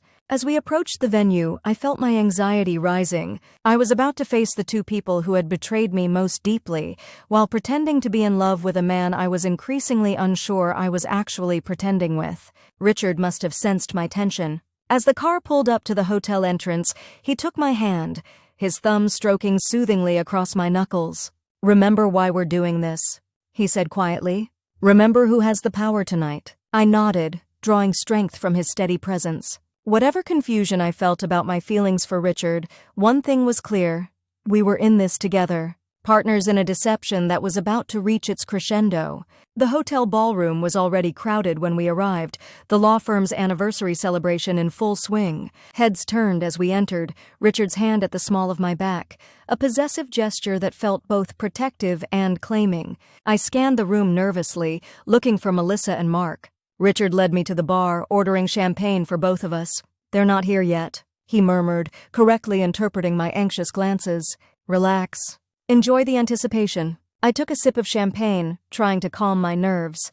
Richard introduced me to several of his colleagues and their spouses, all of whom regarded me with varying degrees of curiosity and speculation. I played my part perfectly, attentive, charming, clearly enamored with Richard. It was becoming alarmingly easy to appear in love with him. We were in conversation with one of the senior partners when I felt it, an electric awareness that made the hair on the back of my neck stand up. I didn't need to turn to know they had arrived. Richard sensed it too, his hand sliding around my waist in a subtle but clear gesture of possession. "They just walked in," he confirmed quietly. "Don't look yet. Let them see us first." I nodded, forcing myself to continue the conversation, to laugh at the partner's joke, to appear completely at ease. Only when the moment felt natural did I allow myself to turn, as if casually surveying the room. And there they were. Melissa stood just inside the entrance, wearing a red dress that seemed calculated to draw attention. Beside her, Mark looked uncomfortable in his tuxedo, tugging slightly at his collar. They were speaking to each other in what appeared to be tense conversation, not yet having spotted us. Then Melissa looked up, her eyes locked with mine across the room.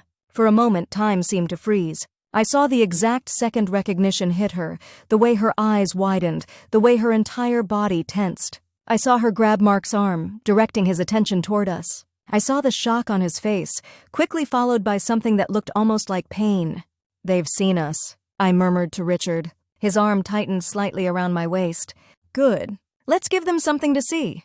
With perfect timing, Richard turned to me, tucking a strand of hair behind my ear in a gesture so tender, so intimate, that it made my breath catch. His eyes met mine, warm and intent, as if I were the only person in the room who mattered. "You're doing beautifully," he said softly, loud enough only for me to hear. "Just stay with me." I nodded, leaning into him slightly, playing my part.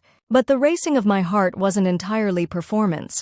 It was a response to his proximity, to the warmth in his eyes, to the increasingly blurry line between pretense and reality.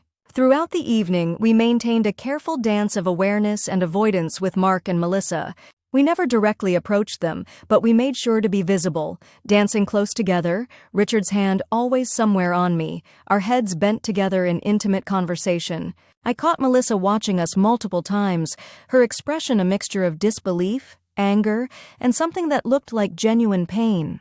Mark, too, seemed unable to keep his eyes away, though he tried to appear disinterested whenever I glanced in his direction. It was everything we'd hoped for, the perfect execution of our plan. Melissa and Mark, witnessing firsthand the relationship they had inadvertently created through their betrayal. The tables turned, the power shifted, and yet, as the evening wore on, I found myself increasingly uncomfortable with the game we were playing. Not because it wasn't working, it was working perfectly, but because it was beginning to feel less like a game and more like something real, something that mattered beyond the revenge we'd sought.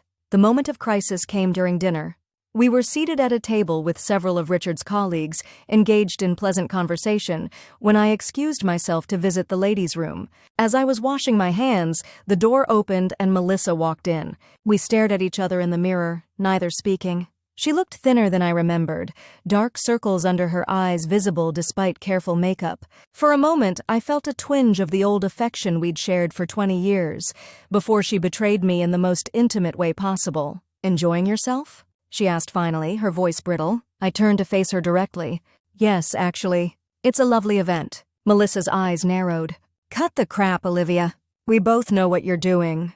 "And what is that?" I asked, my voice cool. "Using my father to get back at Mark and me." She crossed her arms, defensive. "It's pathetic. And cruel, especially to him." A flash of genuine anger shot through me. "You don't get to talk to me about cruelty, Melissa. Not after what you did." "I made a mistake," she exclaimed, her composure cracking. "A terrible, horrible mistake that I will regret for the rest of my life. But this—" She gestured vaguely at me, at the diamonds Richard had given me. "This is calculated. You're deliberately trying to hurt me by using my father." The accuracy of her accusations stung, but I maintained my facade. "You think the only reason a woman would be with Richard is to get revenge on you? That's incredibly narcissistic, even for you." Melissa laughed, a harsh sound. "Please. He's 23 years older than you. You were engaged to someone else 6 weeks ago. What am I supposed to think?" "Maybe," I said, straightening to my full height.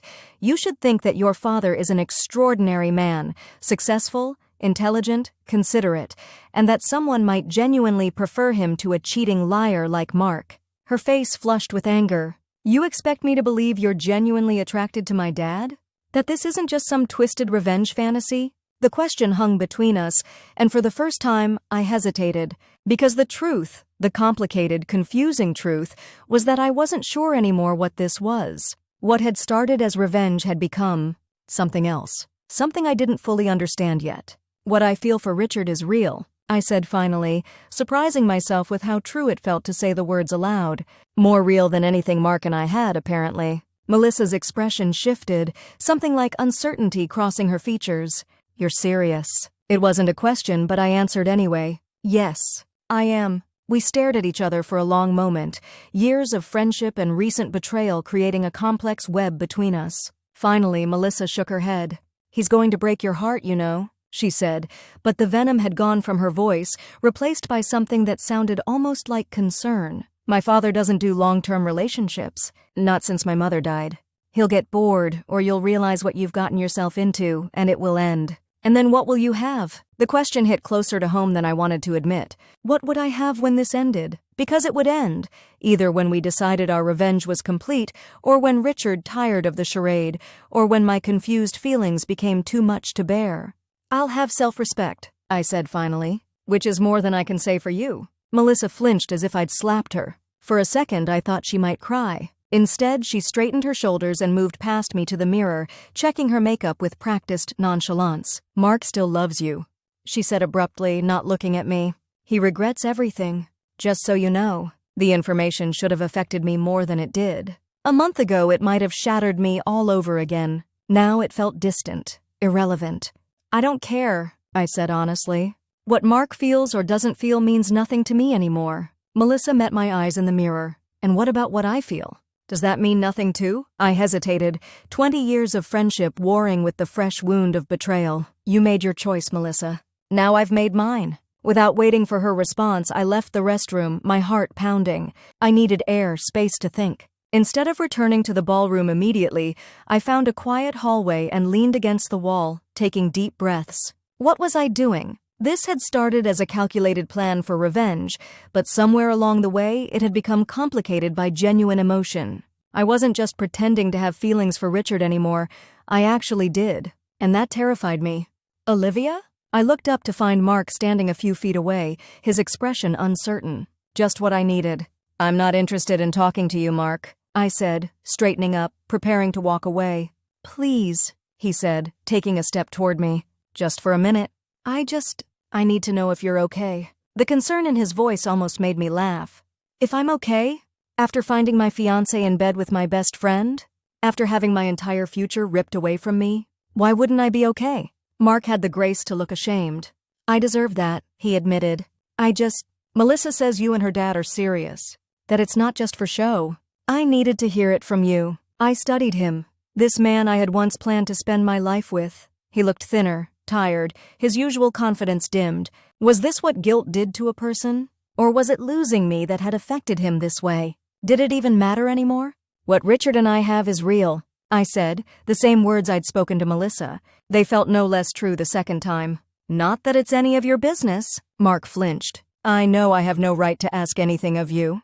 But Olivia, I am so sorry. What I did was unforgivable. If I could take it back? But you can't," I interrupted.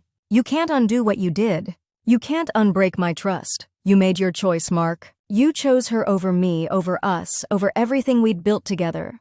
And now you have to live with that choice." Mark stepped closer, his expression desperate. "I still love you. I know that's not what you want to hear, but it's the truth. What happened with Melissa was a mistake. A stupid, terrible mistake.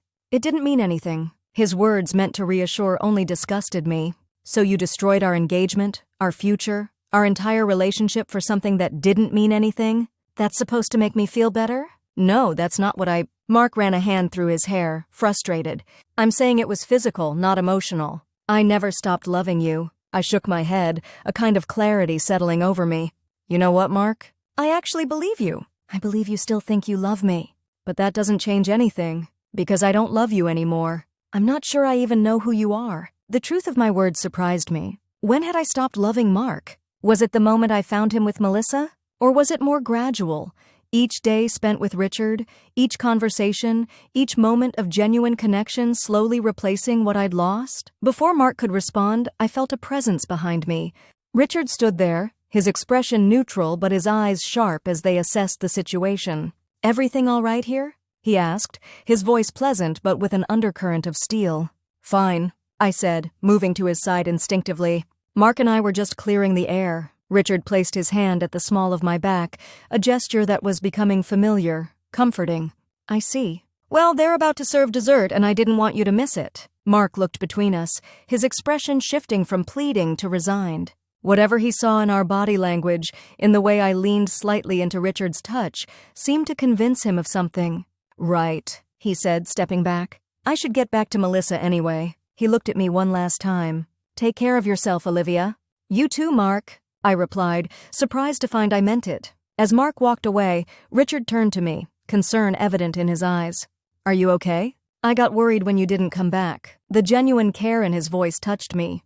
"I'm fine," I assured him. "Just needed a moment after running into Melissa in the restroom." Richard's hand moved from my back to my arm, a gentle, supportive touch.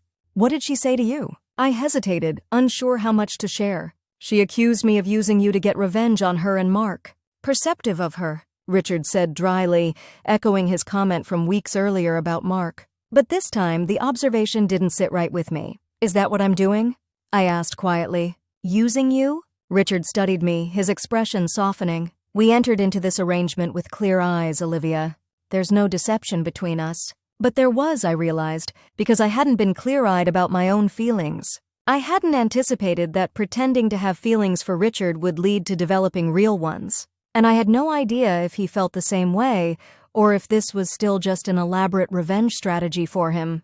Richard, I began, not sure what I wanted to say but needing to say something. I think, there you are, a voice interrupted us. One of Richard's law partners approached, clearly tipsy. Richard, they're about to make the toast for the firm's anniversary. You need to be at the head table. Richard nodded, his expression briefly frustrated before smoothing into polite acknowledgement. Of course. We'll be right there. As the partner walked away, Richard turned back to me. We should continue this conversation later, in private. I nodded, feeling a strange mixture of relief and disappointment at the interruption. Later. The rest of the evening passed in a blur. The toasts, the dessert, the dancing. I went through the motions, my mind elsewhere, replaying my conversations with Melissa and Mark, and the interrupted one with Richard. By the time we left the gala, I was emotionally exhausted. In the car, Richard seemed to sense my mood, maintaining a comfortable silence until we reached his estate. As always, he walked me to the guest house door. But this time, instead of saying goodnight, he asked, "Would you like to come to the main house for a nightcap?" "I think we should talk." The seriousness in his tone made my stomach tighten with anxiety, but I nodded, following him to the main house in silence. In his study, Richard poured us each a measure of brandy before sitting in his usual armchair. I took the one opposite him, cradling the crystal tumbler in my hands. "Olivia?" Richard began, his voice gentle. "I think we need to discuss where this arrangement of ours is going." I looked up, meeting his gaze. "What do you mean?" Richard took a sip of his brandy, his expression thoughtful. "We've been at this for a month now. Our strategy has been largely successful. Melissa and Mark are clearly affected by our relationship. The question is, what happens next?" It was the question I'd been avoiding, the one Melissa had thrown at me in the restroom. "What happens when this ends?" "I don't know," I admitted. "I hadn't really thought beyond tonight, I guess. Seeing them together, making them see us together." Richard nodded slowly. "That's understandable. But now that we've achieved that goal, we need to decide if we continue with this charade, and for how long. Or if we end it." The thought of ending things with Richard sent an unexpected pang through me. End the charade or end what had become something real? "What do you want to do?" I asked, my voice smaller than I intended. Richard set his glass down, leaning forward slightly. "What I want," he said carefully, "is to understand what you want, Olivia. Because I think something has changed between us, and I'm not sure if you've noticed it too, or if it's just me." My heart raced. Was he saying what I thought he was saying? "What do you think has changed?" I asked, needing to be certain. Richard held my gaze, his expression more vulnerable than I'd ever seen it. "I think what began as a strategic partnership has become something more. At least for me it has." The admission hung in the air between us, breathtaking in its simplicity and its implications. "For me too," I whispered, the truth finally spoken aloud. "I don't know when it happened or how, but yes, it's changed for me too." Relief and something like joy crossed Richard's face. "I've been wondering if I was losing my mind," he admitted, developing real feelings in the midst of what was supposed to be a calculated deception. "When did you know?" I asked. Richard smiled slightly. "There wasn't a single moment. It was gradual. Our conversations, our dinners together, the way you challenged me intellectually. But if I had to pinpoint it, perhaps the night of our first dinner at Valentino's. When you laughed at something I said and it was genuine, not for show. I remember thinking that I wanted to make you laugh like that every day." The admission warmed me from the inside out. "For me, it was more recent," I said honestly. "Tonight, actually. When Melissa accused me of using you to get revenge, and I realized that while that's how this started, it's not what it is anymore. Not for me." Richard reached across the space between us, taking my hand. His touch, so familiar now, sent the same flutter through me it always did. But this time, I didn't try to ignore it or rationalize it away. "So where does that leave us?" he asked. "If we're not pretending anymore, what are we?" It was the question we needed to answer, but it wasn't simple. There were still significant complications: our age difference, his relationship with Melissa, the unconventional way we'd come together, the fact that our relationship had been built, at least initially, on a desire for revenge. "I don't know," I admitted. This is all so unexpected. I never thought I'd feel this way about you. Because I'm Melissa's father? Because I'm older than you? Richard's tone was curious, not defensive. All of that, I acknowledged. And because this started as something else entirely, how do we know these feelings are real and not just a product of our circumstances? Richard considered this. I suppose we don't know for certain. But does anyone ever know with absolute certainty that what they feel is real? All we can do is acknowledge what we feel now and decide if we want to explore it further. His pragmatism, so characteristic of him, made me smile despite my confusion. And do you want to explore it further? Richard's expression grew serious. Very much so. But only if you do. And only if we're both clear about what we're doing. No more pretending, no more strategic displays of affection. Just us seeing where this leads. The offer was tempting, terrifying, exhilarating. To set aside the pretense and explore what was growing between us genuinely, it was more than I'd allowed myself to consider. What about Melissa? I asked, the obvious complication. She'll never accept this. Probably not, Richard agreed. At least not initially, but she's an adult and so are we. Her approval, while desirable, isn't necessary. And the revenge aspect? I pressed. Can we really build something genuine when it started as a way to hurt others? Richard was quiet for a moment. I believe we can, he said finally. Many relationships have begun in less than ideal circumstances, but grown into something beautiful. The question is whether we're willing to try. I looked at him, this complicated, intelligent, surprising man who had entered my life as my best friend's father, become my ally in revenge, and now sat before me offering something I had never expected to want. I am, I said softly. Willing to try, I mean. The smile that spread across Richard's face was radiant, transforming his usually composed features into something boyish and delighted. He stood, pulling me gently to my feet as well. Then may I suggest we start fresh? He said, still holding my hand. Richard Chen. Pleased to meet you. I laughed, charmed by the gesture. Olivia Parker. The pleasure is mine. Richard's expression softened, his eyes warm as they met mine. May I kiss you, Olivia? Not for show, not for strategy. Just because I very much want to. My heart raced, but my answer came without hesitation. Yes. Richard stepped closer, one hand coming up to cup my cheek with exquisite gentleness. He searched my eyes for a moment, giving me every opportunity to change my mind. Then he leaned down and pressed his lips to mine. The kiss was soft, tentative at first, a question rather than a demand.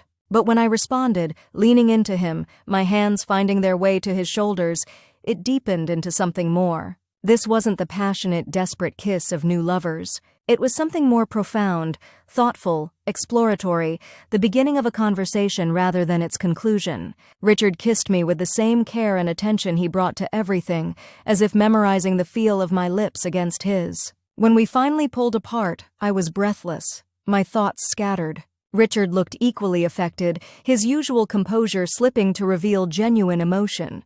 Well, he said, his voice slightly rough.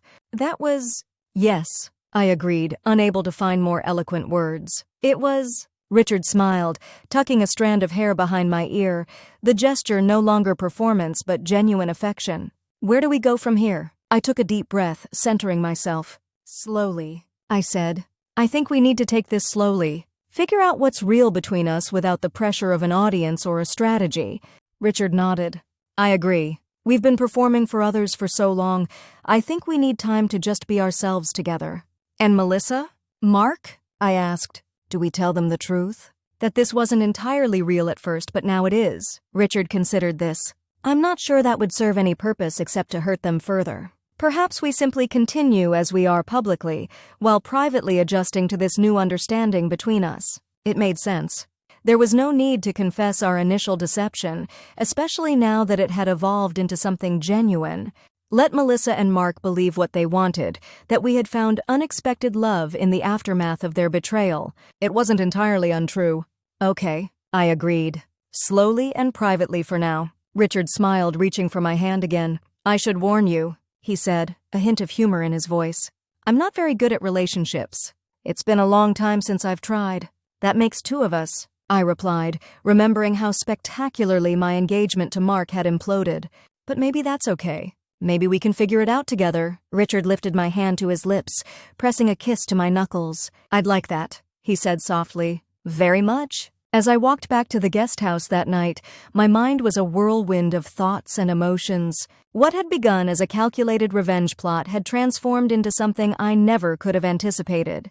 Richard Chen, my ex-best friend's father, my partner in deception, had somehow become the person I most wanted to spend time with, the one whose opinion I valued most, whose touch made my heart race. It was complicated, unexpected, potentially disastrous, but for the first time since finding Mark and Melissa together, I felt something like hope.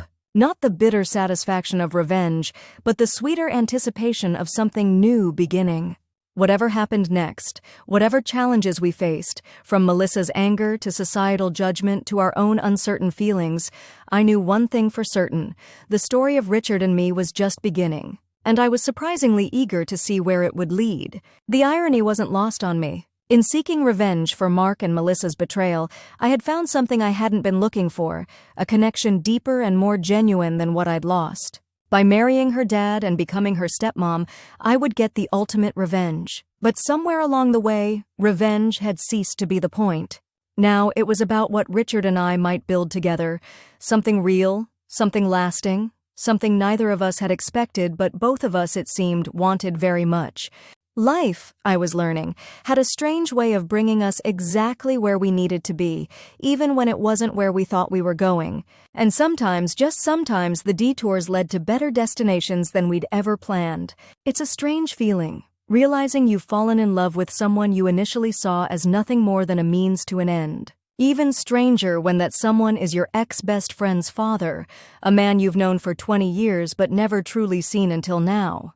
The morning after Richard and I admitted our feelings for each other, I woke up in the guest house with a sense of disorientation. Had that really happened? Had I actually kissed Richard Chen? Had we really decided to pursue whatever was growing between us? The memory of his lips against mine, gentle but certain, answered those questions. Yes, it had happened. And yes, everything had changed. Again, my life seemed to be nothing but seismic shifts lately. First, discovering Mark and Melissa's betrayal. Then, moving into Richard's guest house and concocting our revenge scheme. And now, this unexpected twist, genuine feelings where there had only been strategic pretense before. I made coffee and carried it out to the small patio overlooking Richard's immaculate gardens. The morning air was crisp, birds calling to each other in the trees that bordered the property. It felt surreal. This beautiful, peaceful setting contrasted with the emotional typhoon of my personal life. What would happen now? Richard and I had agreed to take things slowly, to explore our feelings privately while maintaining our public charade. But the knowledge that it was no longer entirely a charade complicated everything. I was halfway through my second cup of coffee when my phone buzzed with a text from Richard. "Good morning? Dinner tonight, just the two of us?" "I'm cooking." The message, so simple and domestic, made me smile. Richard cooking for me, not at a restaurant where we might be seen, not as part of our performance, but just for us. It felt significant. "I'd like that," I texted back. "What can I bring?" "Just yourself." 7 p.m. at the main house. I spent the day in a state of nervous anticipation. At work, I found myself staring blankly at spreadsheets, my mind wandering to Richard, the way his eyes crinkled when he smiled, the solid warmth of his hand in mine, the surprising softness of his lips. It was disconcerting, these thoughts. For so long, I'd seen Richard as Melissa's father, my mentor, my ally in revenge. Now I was seeing him as a man, attractive, compelling, someone I wanted to know in a completely different way. By the time evening came, I'd changed outfits 3 times before settling on something simple, jeans and a soft blue sweater that brought out my eyes. Not too dressy, not too casual. Perfect for a first date? Was that what this was? I knocked on the main house door at exactly 7 p.m., my heart racing like a teenager's. Richard answered wearing dark jeans and a charcoal button-down with the sleeves rolled up to reveal strong forearms. The casual attire suited him, making him look younger, more approachable. "Hi," I said, suddenly shy. "Hi," he replied, his smile warming his eyes. "Come in." He led me not to the formal dining room where we'd eaten before, but to the kitchen, where 2 place settings waited at the large island. The space smelled amazing, garlic, herbs, something rich and savory simmering on the stove. "I hope you like ossobuco," Richard said, moving to check something in the oven. "It's one of the few dishes I can make well." "I didn't know you could cook at all." I admitted, setting down the bottle of wine I'd brought despite his insistence I didn't need to bring anything. You always seemed more the reservation at 8 type. Richard smiled, accepting the wine and reaching for a corkscrew. My mother insisted all her children learn to cook at least a few dishes properly. She said it was an essential life skill, regardless of gender or future wealth. He deftly opened the wine and poured us each a glass. "This looks excellent, by the way." "Thank you." I took the glass he offered, our fingers brushing in a way that now felt charged with new meaning. "To new beginnings?" I suggested. Richard's eyes held mine as he clinked his glass against mine. "To new beginnings?" He agreed. "And to honesty between us, always." We sipped our wine, the moment stretching between us, comfortable yet crackling with possibility. "Can I help with anything?" I asked, setting my glass down. Richard shook his head. "Everything's nearly ready. But you can keep me company while I finish up." I settled onto one of the kitchen stools, watching as he moved around the kitchen with surprising confidence. There was something deeply appealing about seeing this side of him, domestic, focused on creating something with his hands rather than his intellect. "Tell me something I don't know about you," I said impulsively. Richard looked up from chopping fresh parsley, his eyebrows raised. "That's a broad request." "I just realized that for all the time we've spent together, there's so much I don't know," I explained. "Basic things like your favorite color or whether you prefer dogs or cats." "Blue," he said immediately. "And dogs, though I haven't had one since Melissa was young. A golden retriever named Charlie." He sprinkled the parsley over a risotto that looked restaurant quality. "Your turn. Tell me something I don't know about you." I thought for a moment. "I'm terrified of heights. Absolutely paralyzed. When I was 8, I got stuck at the top of a Ferris wheel for 45 minutes during a thunderstorm. I've never been able to handle heights since." Richard looked genuinely interested, not just politely attentive. "I didn't know that. What else?" And just like that, we fell into the kind of conversation that reveals a person piece by piece. Favorite books. He loved classic Russian literature. I preferred contemporary fiction. Childhood memories. His summers at his grandparents' lake house. My road trips with my parents. Secret talents. He could play the piano but hadn't in years. I could recite entire passages from movies I'd only seen once. By the time we sat down to eat, I felt more relaxed than I had in months. This was easy, this back and forth between us. Easier than it had any right to be, given the circumstances. "This is delicious," I said sincerely, savoring a bite of the osso buco. "You've been hiding talents from me." Richard looked pleased. "I'm glad you like it. I haven't cooked for anyone but myself in a long time." The admission held a hint of loneliness that tugged at my heart.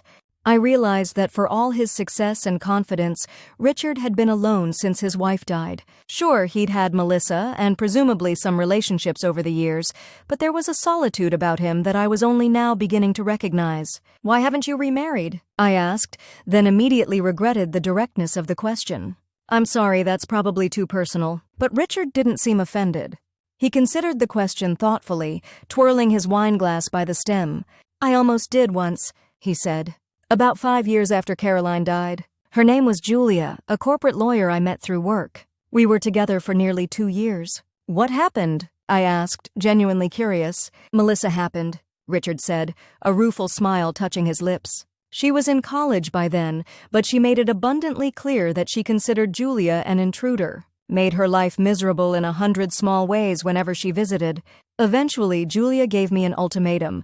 Either I set firm boundaries with my daughter, or our relationship was over." I winced. "And you chose Melissa?" Richard nodded. "She'd already lost her mother. I couldn't bear the thought of her feeling like she'd lost me too." He took a sip of wine. "It wasn't the right choice, probably. I should have found a middle ground. But by then, the damage was done." The story revealed something important about Richard. And about Melissa. His tendency to put his daughter first, even at the expense of his own happiness. Her determination to remain the primary woman in his life. It also highlighted the complexity of what we were attempting now. If Melissa had sabotaged Richard's relationship with Julia, what would she do when she realized her father and I were genuinely involved? "Are you worried about making the same mistake again?" I asked quietly. "Choosing Melissa over happiness?" The question hung between us, loaded with implications neither of us was quite ready to articulate. Richard met my gaze steadily. "I've been thinking about that a lot," he admitted. "And I've realized something important. Protecting Melissa doesn't mean sacrificing my own life. It took me too long to learn that lesson." The conviction in his voice reassured me. Whatever happened between us, at least I knew Richard was approaching it with open eyes. After dinner, we moved to the living room with the remainder of our wine. It was a room I'd rarely been in during my stay at the guest house, formal but comfortable, with deep leather sofas and a stone fireplace that Richard lit with practiced ease. We sat close but not touching, both of us aware of the new boundary we were navigating, no longer just friends or allies, not quite lovers, somewhere in between. "May I ask you something?" Richard said after a comfortable silence. "Of course. Are you sure about this? About us?" His expression was serious, his eyes searching mine. "I don't want you to feel obligated because of our arrangement, or because I've provided a place for you to stay." The concern touched me. "I'm not sure about anything these days," I said honestly. "My life has been completely upended in the span of 2 months. But I am sure that what I feel for you is real, not obligation or gratitude." Richard nodded, accepting my answer. "Good, because I want to be clear about something, Olivia. Whatever happens between us, whether this works out or not, the guest house is yours for as long as you need it. No strings attached." The gesture moved me more than I expected. "Thank you," I said softly. "That means a lot." Richard set his wine glass down and shifted slightly closer to me on the sofa. "There's something else I want to be clear about," he said, his voice lower now. "I'm attracted to you. Very much so. But I don't want to rush this. I don't want either of us to confuse physical attraction with deeper feelings." The directness was both startling and refreshing. Most men I'd dated had been far less forthright about their intentions. "I agree," I said, though part of me, the part still tingling from our kiss the night before, was slightly disappointed. "We should take our time." Richard smiled, reaching out to tuck a strand of hair behind my ear. "That being said," he murmured, "I very much want to kiss you again. If that's all right with you?" My heart raced, my answer clear in my eyes before I could voice it. "Yes," I whispered. "That's all right with me." This time, when Richard leaned in, there was no hesitation, no questioning. His lips found mine with confidence, his hand cupping my cheek with exquisite gentleness. The kiss deepened naturally, my arms sliding around his neck, his free hand moving to my waist to draw me closer. There was none of the awkwardness of a first kiss. We'd passed that milestone the night before. Instead, this was exploration, discovery, the slow unfolding of something new and surprisingly intense. Richard kissed with focused attention, as if memorizing every response, every small sound I made. When we finally pulled apart, I was breathless, my body humming with awareness. Richard looked equally affected, his usual composure slipping to reveal genuine desire. "We should probably stop there," he said, his voice rougher than usual. "If we're really taking this slowly." I nodded, though part of me wanted nothing more than to continue. "Probably." Richard smiled, pressing one more brief kiss to my lips before putting a more respectable distance between us on the sofa. "Tell me more about your work," he said, deliberately changing the subject to safer ground. "You mentioned a new campaign you were developing?" The rest of the evening passed in comfortable conversation, punctuated by increasingly heated glances and occasional touches. His hand on mine, my head briefly resting on his shoulder, our knees touching as we sat talking into the night. By the time I left to return to the guest house, it was after midnight, and I felt like I'd discovered an entirely new person in Richard. Not just Melissa's father or my revenge partner, but a complex, fascinating man with depths I was eager to explore. "Thank you for dinner," I said as he walked me to the door. "And for everything." Richard smiled, taking my hand and bringing it to his lips. "The pleasure was mine," he said simply. "Sleep well, Olivia." I floated back to the guest house, feeling lighter than I had in months. For the first time since discovering Mark and Melissa's betrayal, I was thinking more about the future than the past. And that future, surprisingly, now included Richard Chen. Over the next few weeks, Richard and I fell into a new rhythm. Publicly, we continued our charade, appearing together at social events, being seen at restaurants, giving every appearance of a couple deeply involved with each other. But privately, we were genuinely getting to know each other, building something real beneath the performance. We had dinner together most nights, sometimes at the main house, sometimes at the guest house where I'd begun cooking for him. We took walks in his extensive gardens, had long conversations in his study, watched old movies curled together on the sofa, and we kissed. Increasingly passionate embraces that tested our mutual agreement to take things slowly.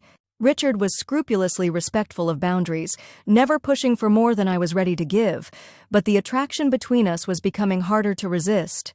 Melissa continued to call Richard regularly, her tone alternating between pleading and accusatory. He remained firm in his position. He cared for me, our relationship was not up for discussion, and while he loved his daughter, he would not allow her to dictate his personal life.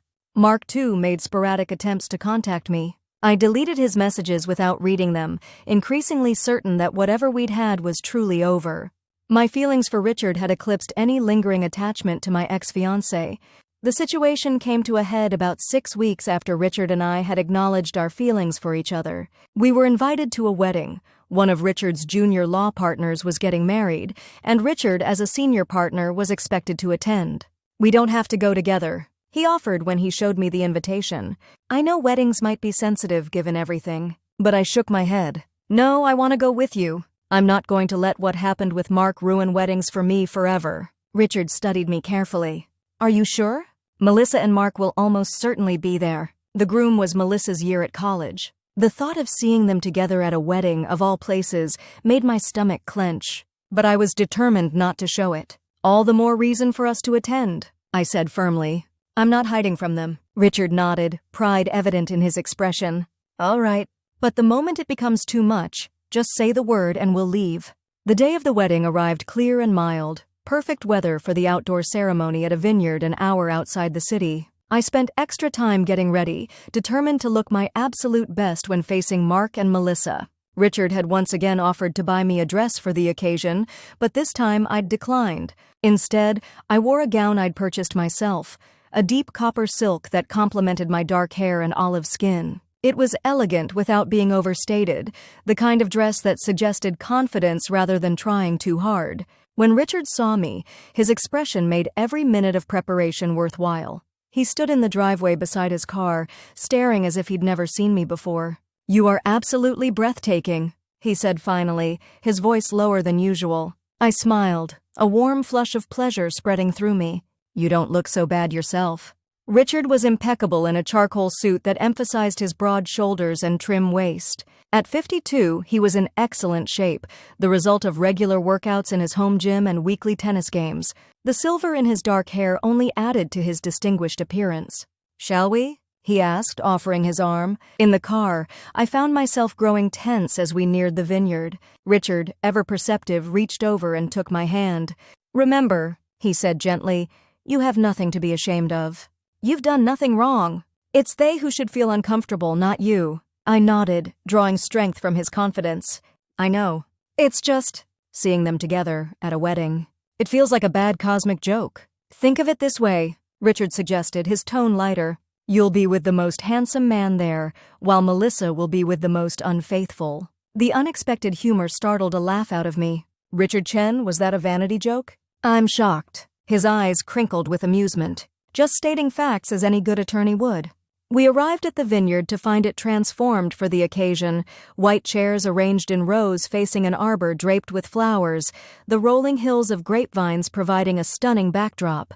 Guests milled about, elegantly dressed, glasses of champagne in hand as they waited for the ceremony to begin. Richard kept his hand at the small of my back as we made our way through the crowd, stopping occasionally to greet his colleagues. Each time he introduced me, it was with a subtle pride that felt genuine rather than performative. "This is Olivia," he would say, his voice warming on my name. I was scanning the crowd, bracing myself for the inevitable sight of Mark and Melissa, when a familiar voice called Richard's name. We turned to find an elegant older woman approaching, her silver hair swept into a chignon, her smile warm but curious. "Richard, darling," she said, air-kissing his cheeks. "How wonderful to see you." Her eyes moved to me, interest evident. "And who is this lovely young woman?" "Eleanor, this is Olivia Parker," Richard said smoothly. "Olivia Eleanor Westfield. She's a longtime family friend and serves on several charitable boards with me." Recognition flickered in my mind. Westfield, the same last name as the museum board president who had first spread word about Richard and me. This must be her mother-in-law or some other relation. "It's a pleasure to meet you," I said, extending my hand. Eleanor took it, her grip surprisingly firm for someone her age. "The pleasure is mine, my dear. I've heard so much about you. The knowing look in her eyes told me exactly what she'd heard, and from whom. News traveled fast in these social circles. "All good things, I hope," I said lightly. Eleanor laughed, a melodious sound. "Fascinating things, certainly." She turned to Richard.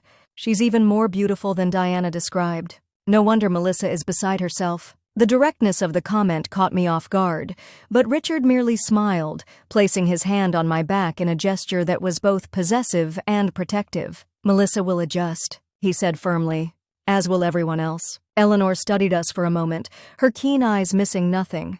"I believe she will," she said finally. "You look well together. It's been a long time since I've seen you this happy, Richard." Before either of us could respond, a chime sounded, signaling guests to take their seats for the ceremony. Eleanor nodded to us both and moved away, leaving me slightly stunned by the encounter. "That was direct," I murmured as Richard guided me toward our seats. "Eleanor has never been one for subtlety," he replied, amusement in his tone. "But she's perceptive and influential. Her approval matters in these circles." We found our assigned seats near the front, Richard's status as senior partner earning us prime placement. As we settled in, I finally spotted them, Mark and Melissa, seated several rows behind us on the opposite side of the aisle. Melissa was in red again, her preferred color, while Mark looked uncomfortable in his suit, tugging at his collar in a gesture I remembered well. They hadn't seen us yet. I took a deep breath, steeling myself for the moment they would. "All right?" Richard asked quietly, noting the direction of my gaze. I nodded, forcing a smile. "Fine. Just spotted the dynamic duo." Richard's hand found mine, squeezing gently. "Focus on me," he said. "Not them." The music began, saving me from having to respond. As the wedding party made their way down the aisle, I deliberately kept my eyes forward, refusing to glance back to see if Mark and Melissa had noticed us. The ceremony was beautiful, the bride radiant, the groom visibly moved as she approached. Despite my anxiety about seeing Mark and Melissa, I found myself genuinely touched by the couple's obvious affection for each other. Richard's thumb stroked rhythmically across my knuckles throughout the ceremony, a soothing gesture that kept me grounded. When the couple exchanged vows, promising to love and cherish each other through all of life's challenges, I felt a surprising pang of emotion. Once I'd believed I would make those same promises to Mark. Now, sitting beside Richard, I wondered if I might someday make them to someone else, someone who had entered my life in the most unexpected way possible. The thought should have terrified me. Instead, it filled me with a quiet sense of possibility. After the ceremony, guests moved to a large tent set up for the reception. Richard and I found our table. We were seated with several of his law partners and their spouses, all of whom greeted me with varying degrees of curiosity and warmth. "Champagne?" Richard offered, returning from the bar with 2 flutes. I accepted gratefully, taking a larger sip than strictly elegant. "Thank you. I think I'm going to need this." Richard followed my gaze to where Mark and Melissa had just entered the tent, her arm linked through his in a possessive gesture. "We can leave if it's too uncomfortable," he reminded me. I shook my head firmly. "No, I won't give them the satisfaction." Just then Melissa looked up and saw us. Her expression froze, her steps faltering. She said something to Mark, who turned to look in our direction. Even from this distance, I could see the shock on his face, followed by something that looked almost like pain. "Incoming," I murmured to Richard. 3 o'clock. Sure enough, Melissa was making her way toward us, practically dragging a reluctant-looking Mark behind her. Richard's posture straightened almost imperceptibly, his hand coming to rest on the back of my chair in a subtle but clear gesture of possession. "Dad," Melissa said when she reached us, her voice overly bright. "I didn't know you'd be here." Richard raised an eyebrow. "Hello, Melissa." "Mark. I'm a senior partner. Of course I'd be here for Justin's wedding." Melissa's smile tightened as she acknowledged me with a curt nod. "Olivia." "Melissa?" I replied, matching her tone. "Mark. Lovely ceremony, wasn't it?" Mark looked like he wanted to be anywhere else. "Yeah, beautiful," he mumbled, not quite meeting my eyes. An awkward silence fell, broken only when Richard asked, "How have you been, Melissa? We haven't spoken in a few days." The casual reminder that Richard and I were in regular contact while he and Melissa were not seemed to hit its mark. Her smile became even more strained. "I've been fine," she said tightly. "Busy with work. Mark and I are actually thinking of taking a vacation soon." "Aren't we, Mark?" Mark nodded vaguely, his eyes darting between Richard and me with obvious discomfort. I imagined this was the first time he'd seen us together in person since the law firm gala, and the reality seemed to be affecting him more than he'd anticipated. "Anywhere interesting?" Richard asked, his tone pleasant but his eyes cool as they rested briefly on Mark. "We're considering the Maldives," Melissa said, a touch too loudly. "Mark's always wanted to go there for a romantic getaway." The deliberate emphasis on romantic wasn't lost on any of us. I took another sip of champagne, refusing to react. "How nice," Richard said smoothly. "Olivia and I were just discussing a trip to Italy this fall. Venice, perhaps, or the Amalfi Coast." The casual mention of future plans I hadn't actually heard about until this moment, caught me by surprise. Richard's hand squeezed my shoulder lightly, a silent request to play along. "I'm leaning toward Amalfi," I said, smiling up at him, "though you make a compelling case for Venice." The intimate exchange clearly rankled Melissa. Her eyes narrowed slightly, her knuckles white around her clutch purse. "Well," she said, her voice tight, "we should find our table. Nice seeing you both." She practically pulled Mark away, his backward glance at me speaking volumes about his discomfort with the entire situation. As they walked away, Richard leaned close to my ear. "You handled that beautifully," he murmured. "Thanks for the warning about our Italian vacation plans," I replied dryly. Richard had the grace to look slightly abashed. "Improvisation. I apologize. Though now that I think about it, Italy with you sounds rather perfect." The warmth in his voice made me smile despite the tension of the encounter. "Are you asking me on a romantic getaway, Richard Chen?" "Perhaps I am," he replied, his eyes crinkling with genuine amusement. "What would you say if I were—" I pretended to consider it seriously. "I'd say that depends entirely on whether there's gelato involved." Richard laughed, the sound drawing glances from nearby tables. "Gelato twice daily at minimum. I'm not a monster." The easy banter calmed my nerves, reminding me that whatever game Melissa was playing, what Richard and I had was becoming real. The realization gave me a confidence I hadn't expected. Throughout dinner, I was acutely aware of Melissa watching us from her table across the tent. Her expression grew increasingly sour as she observed Richard's attentiveness, the way he served me from the shared plates before himself, the way he leaned in to hear me over the music, the way his hand occasionally rested on mine on the table. None of it was for show anymore, which made it all the more powerful. Richard wasn't performing for Melissa's benefit. He was simply being himself with me. And that, I realized, was a more devastating blow to her than any calculated display could have been. After the meal, the band began playing, and couples moved to the dance floor. Richard stood, extending his hand to me. "May I have this dance?" I took his hand, allowing him to lead me to the floor. As his arms slid around my waist, drawing me close, I was struck by how natural it felt to be in his embrace. We moved together seamlessly, as if we'd been dancing for years rather than just a few weeks. "You're very good at this," I observed, noting the confident way he guided me across the floor. "Years of cotillion," Richard replied with a self-deprecating smile. "My mother insisted. Said no son of hers would step on a lady's toes." I laughed, relaxing into his lead. "She raised you well." As we danced, I caught glimpses of Mark and Melissa at their table. She was speaking intently, gesturing in our direction, while Mark nodded with increasingly obvious reluctance. "They're arguing," I murmured to Richard. He didn't bother looking. Good. The simple response made me smile. Despite our evolving feelings, Richard hadn't forgotten the original purpose of our arrangement, to make Melissa and Mark face consequences for their betrayal.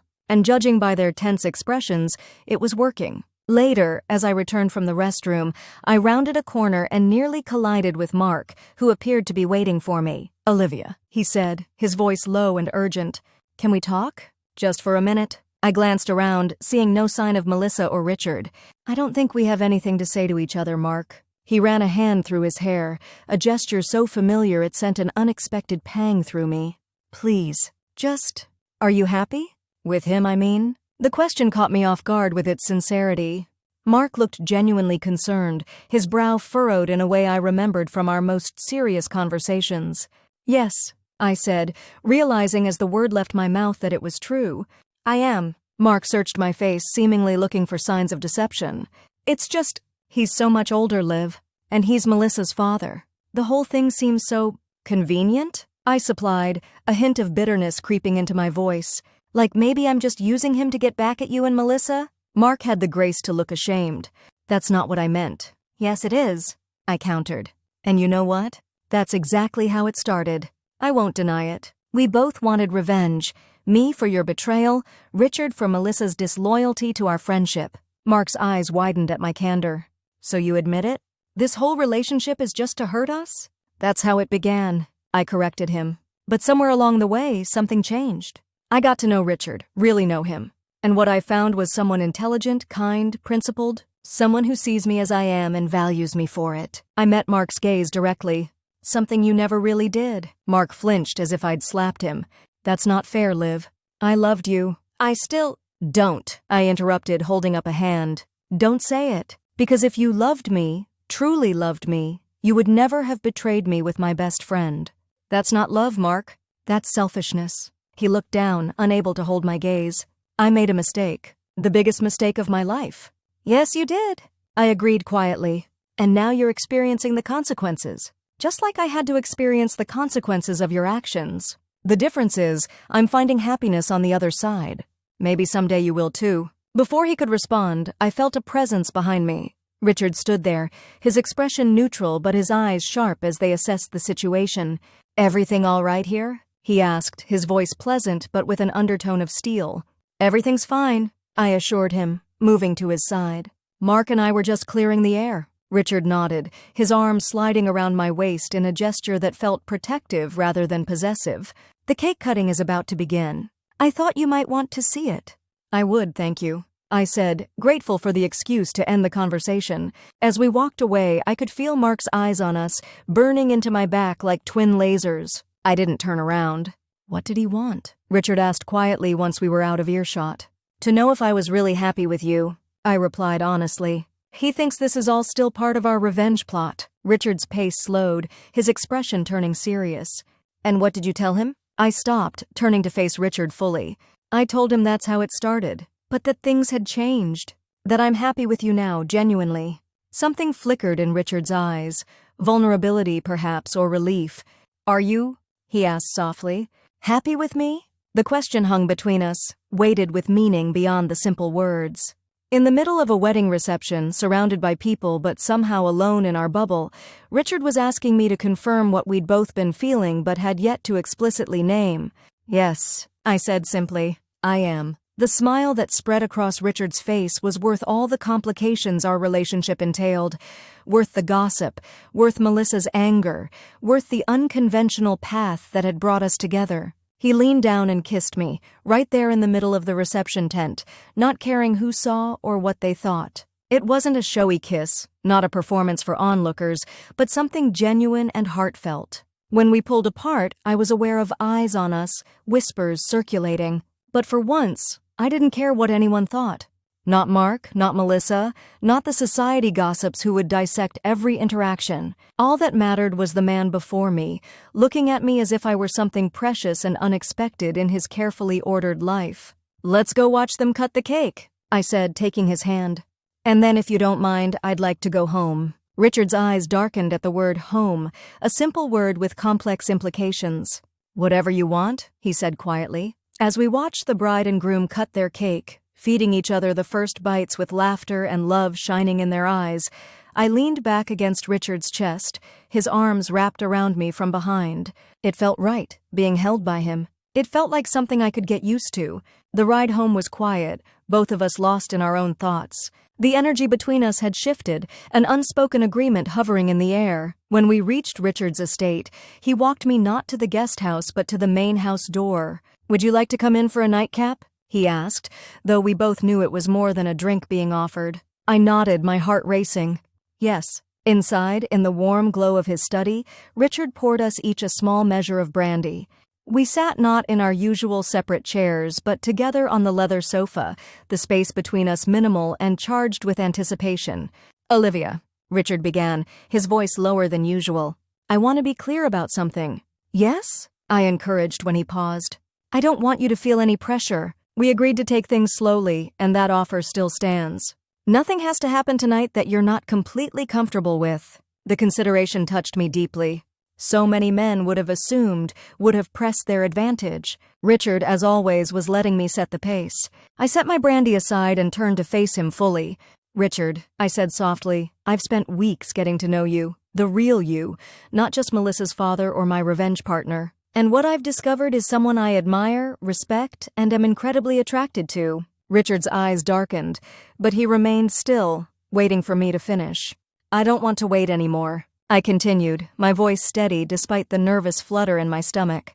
I want to be with you. Tonight? For a moment, Richard didn't move, studying my face as if searching for any sign of hesitation. Finding none, he set his own glass aside and reached for me, one hand cupping my cheek with exquisite gentleness. Are you sure? He asked, his voice rough with restrained desire. I answered by closing the distance between us, pressing my lips to his in a kiss that left no doubt about my certainty. Richard responded immediately, his arms wrapping around me, drawing me closer as the kiss deepened into something hungry and urgent. There was none of the fumbling awkwardness of new lovers.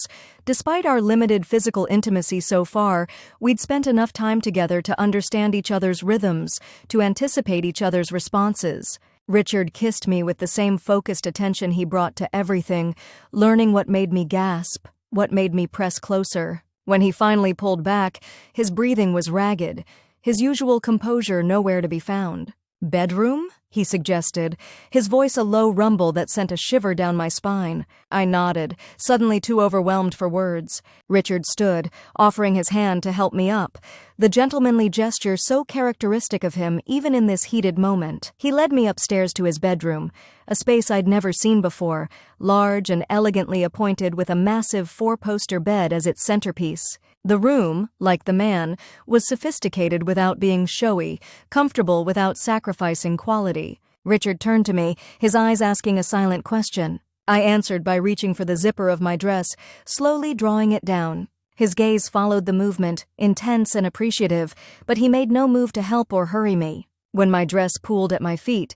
leaving me in just my lingerie, Richard let out a breath that sounded almost like reverence. "You are exquisite," he said, his voice low and sincere. I felt none of the self-consciousness I might have expected, standing nearly naked before a man for the first time. Richard's gaze made me feel beautiful, desired, confident in my own skin. "Your turn," I said, moving to help him remove his jacket, then his tie, working my way down the buttons of his shirt. Richard allowed me to undress him, his breath catching when my fingers brushed against his bare skin.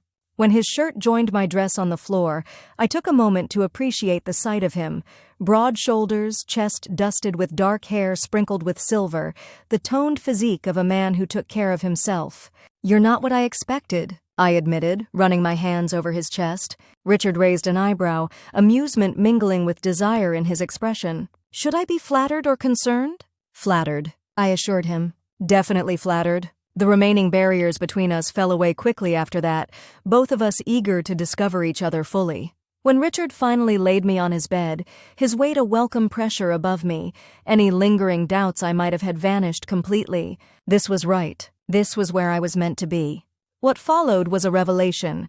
Richard as a lover was everything his personality had suggested he would be, attentive, generous, focused on my pleasure as much as his own. He took his time, learning my body with the same patience and thoroughness he brought to everything important in his life. When we finally came together, the connection was more intense than anything I'd experienced before. It wasn't just physical, though that aspect was undeniably powerful, but emotional, a meeting of minds as much as bodies. Afterward, lying in his arms as our breathing slowed, I felt a profound sense of peace.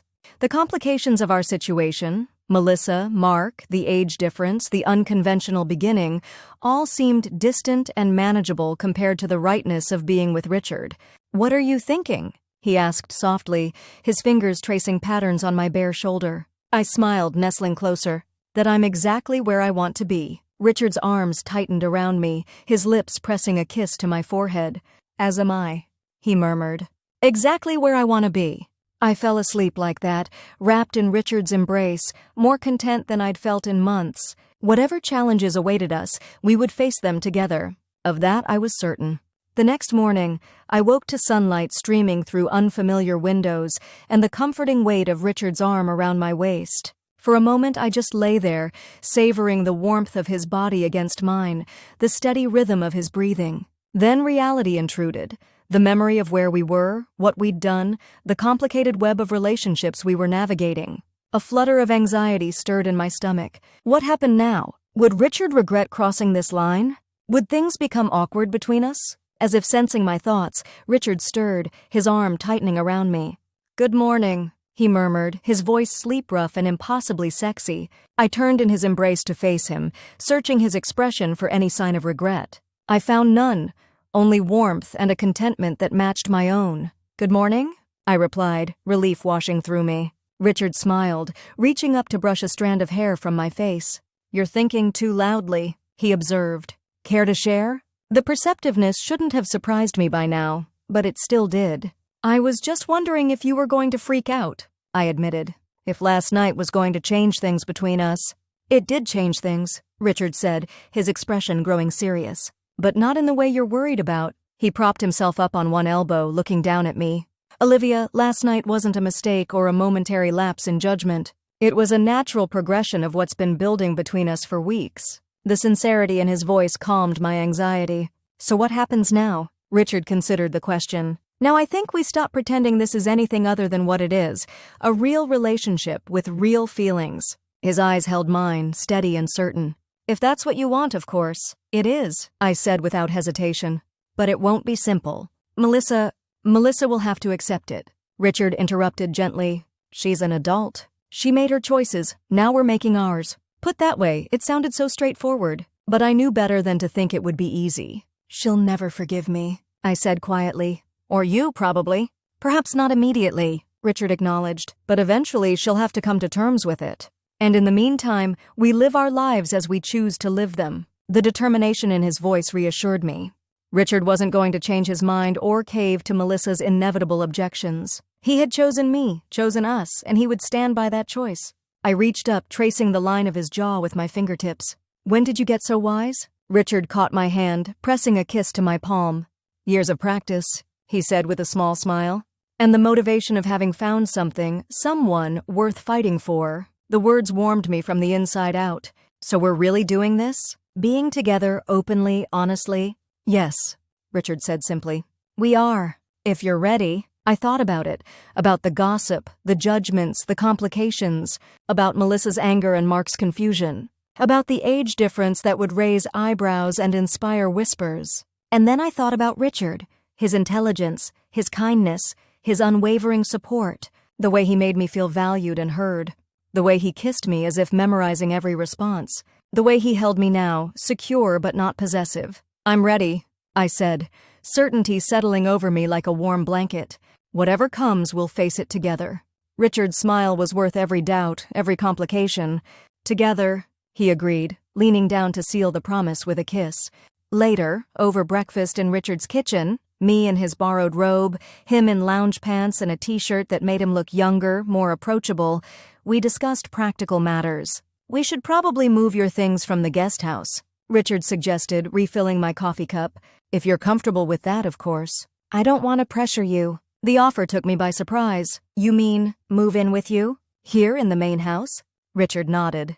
"You've been living on my property for months anyway. It seems silly to maintain the separation now that we're involved." He paused, studying my expression. "But if it's too soon, I understand completely." I considered the offer. Moving in together was a significant step, one that would make our relationship unmistakably clear to anyone who knew us. It would also mean sharing space with Richard full-time, not just dinners and evenings, but mornings, chores, all the mundane realities of daily life. "What about Melissa?" I asked. "She still comes here sometimes. Won't it be uncomfortable if I'm living here too?" "Probably," Richard acknowledged. "But as I said, she'll need to adjust. This is my home, and I want you in it." He reached across the island, taking my hand. "However, if you'd prefer to maintain your own space, I respect that. The guest house is yours for as long as you want it." The consideration touched me deeply. Richard wasn't pushing or demanding. He was offering a choice, respecting my autonomy in a way Mark never truly had. I said slowly, "I'd like to move in, but maybe gradually? Bring some things over now, see how it feels, keep the guest house as a backup for a while?" Richard smiled, squeezing my hand. "That sounds perfectly reasonable. We'll take it at whatever pace feels right for you." The ease of the conversation, the lack of pressure or expectation, reinforced what I already knew. Richard was unlike any man I'd been with before. His confidence didn't require control. His care didn't smother. Over the next week, I began the process of moving into Richard's home, bringing clothes first, then books and personal items, gradually making space for myself in his life. To my surprise, Richard had already cleared half his closet and several drawers before I brought anything over, a gesture that spoke volumes about his commitment to making this work. We settled into a new routine with surprising ease. Mornings began with coffee shared in companionable silence or quiet conversation.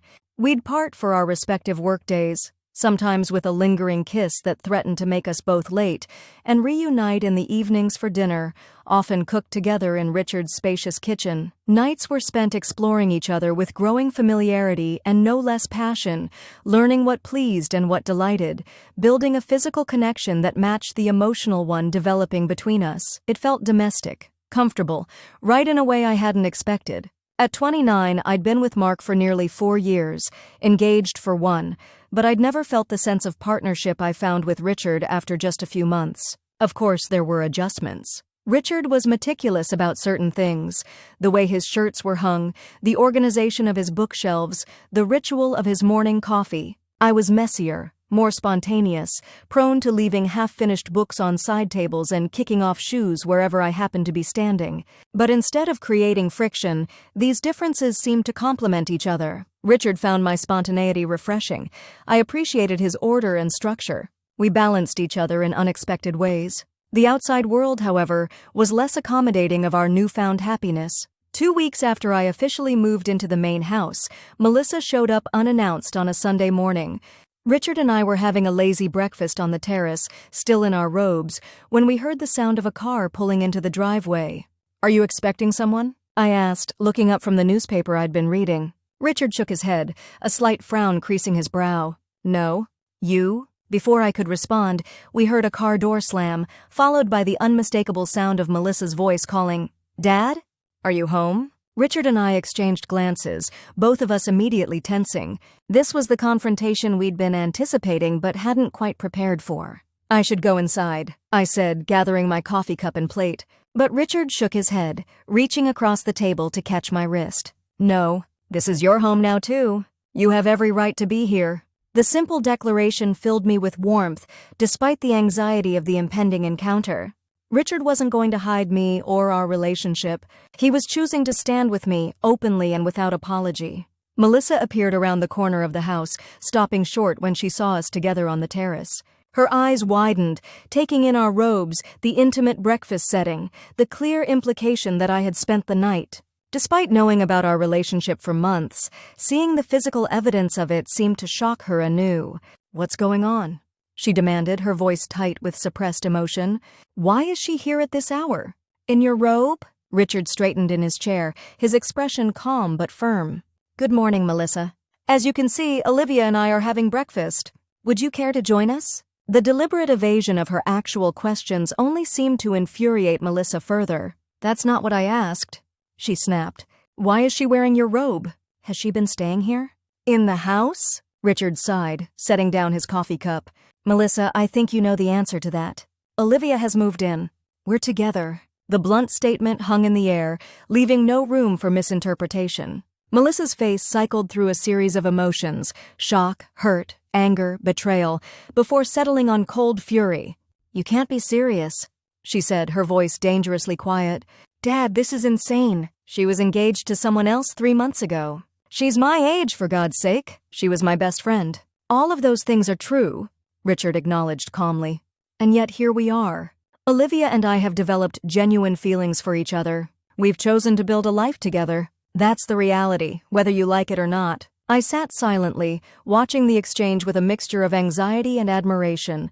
Richard was handling the confrontation with the same composed assurance he brought to everything. Melissa turned her attention to me, her eyes burning with accusation. "And you? Is this still part of your revenge? Sleep with my dad? Move into his house? What's next? Marriage? Going to become my stepmother to really twist the knife?" The direct attack stung, especially because it hit so close to our original motivation. But that wasn't what this was anymore, and I refused to let Melissa reduce it to something so petty. "This isn't about you, Melissa," I said quietly. "It hasn't been for a long time. What your father and I have is real. It didn't start in the most conventional way, but it's grown into something genuine and important to both of us." Melissa laughed, a harsh, bitter sound.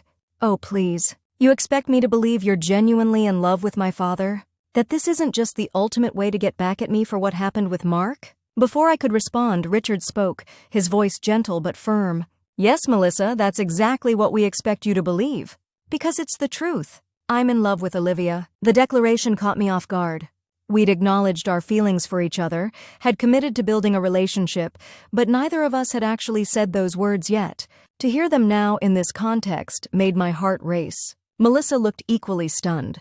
"You're what?" Richard reached across the table, taking my hand in a gesture that felt both supportive and defiant. "I'm in love with her, and while I regret the pain this causes you, I won't apologize for finding happiness." Melissa stared at us, speechless for once, her expression a mixture of disbelief and dawning horror. When she finally spoke, her voice was small, almost childlike. "Dad, you can't mean that. She's using you. She has to be." The vulnerability in her tone made me see, for a moment, beyond the angry woman before us to the hurt daughter beneath. Melissa wasn't just angry about me being with her father. She was terrified of losing him, of being replaced in his affections. "Melissa," I said, gentler now, "I know you won't believe this, but I care deeply for your father. This isn't about hurting you anymore. It's about the connection we've found with each other." She shook her head, refusing to hear it. "Mark was right. This whole thing is twisted." She turned back to Richard, her expression hardening. "When she breaks your heart, and she will, don't expect me to be here to pick up the pieces." With that, she turned and stalked back toward her car, ignoring Richard's call of her name. We sat in silence as we heard her car start and peel out of the driveway, the tires screeching slightly on the pavement. When she was gone, I turned to Richard, my heart still racing from the confrontation and his unexpected declaration. "Did you mean that? What you said?" Richard met my gaze directly, no hesitation in his expression. "Every word. I love you, Olivia." I wasn't planning to say it quite like that, but it's been true for some time now. The simple confession filled me with a joy so intense it was almost painful. "I love you too," I said softly. "I think I have for weeks, but I was afraid to admit it, even to myself." Richard's smile was radiant, transforming his features from their usual composed handsomeness to something boyish and delighted. He stood, pulling me up from my chair and into his arms, kissing me with a passion that left no doubt about the sincerity of his feelings. When we finally broke apart, I rested my forehead against his chest, my thoughts returning to Melissa. "She'll never accept us, will she?" Richard sighed, his arms tightening around me. "I don't know. Melissa can be stubborn and emotional, but she's not unreasonable at her core. Given time, she might come to terms with the situation." I wasn't so sure, but I appreciated his optimism. "And if she doesn't? Then that's her choice," Richard said firmly. "I love my daughter, Olivia, but I won't let her dictate my happiness. Not anymore." The conviction in his voice reassured me. Whatever Melissa's reaction, whatever challenges we faced, Richard was committed to us. And so was I. In the weeks that followed, Melissa maintained a frosty distance. She stopped calling Richard altogether, communicated only through terse text messages when absolutely necessary, and made it clear she had no intention of visiting the house while I lived there. Richard was saddened by the estrangement but remained resolute in his decision. We continued building our life together, finding joy in the everyday rhythms of shared existence. 3 months after I moved into Richard's home, 6 months after discovering Mark and Melissa's betrayal, Richard surprised me with a weekend trip to a vineyard in wine country. It was the same vineyard where we'd attended the wedding that had marked a turning point in our relationship, though I didn't realize the significance of the location until we arrived. "I thought it would be fitting," Richard explained as we checked into our luxury suite, "to celebrate how far we've come in the place where we first acknowledged our feelings were real." The thoughtfulness of the gesture touched me deeply. It was so characteristic of Richard, meaningful without being showy, romantic without being cliché.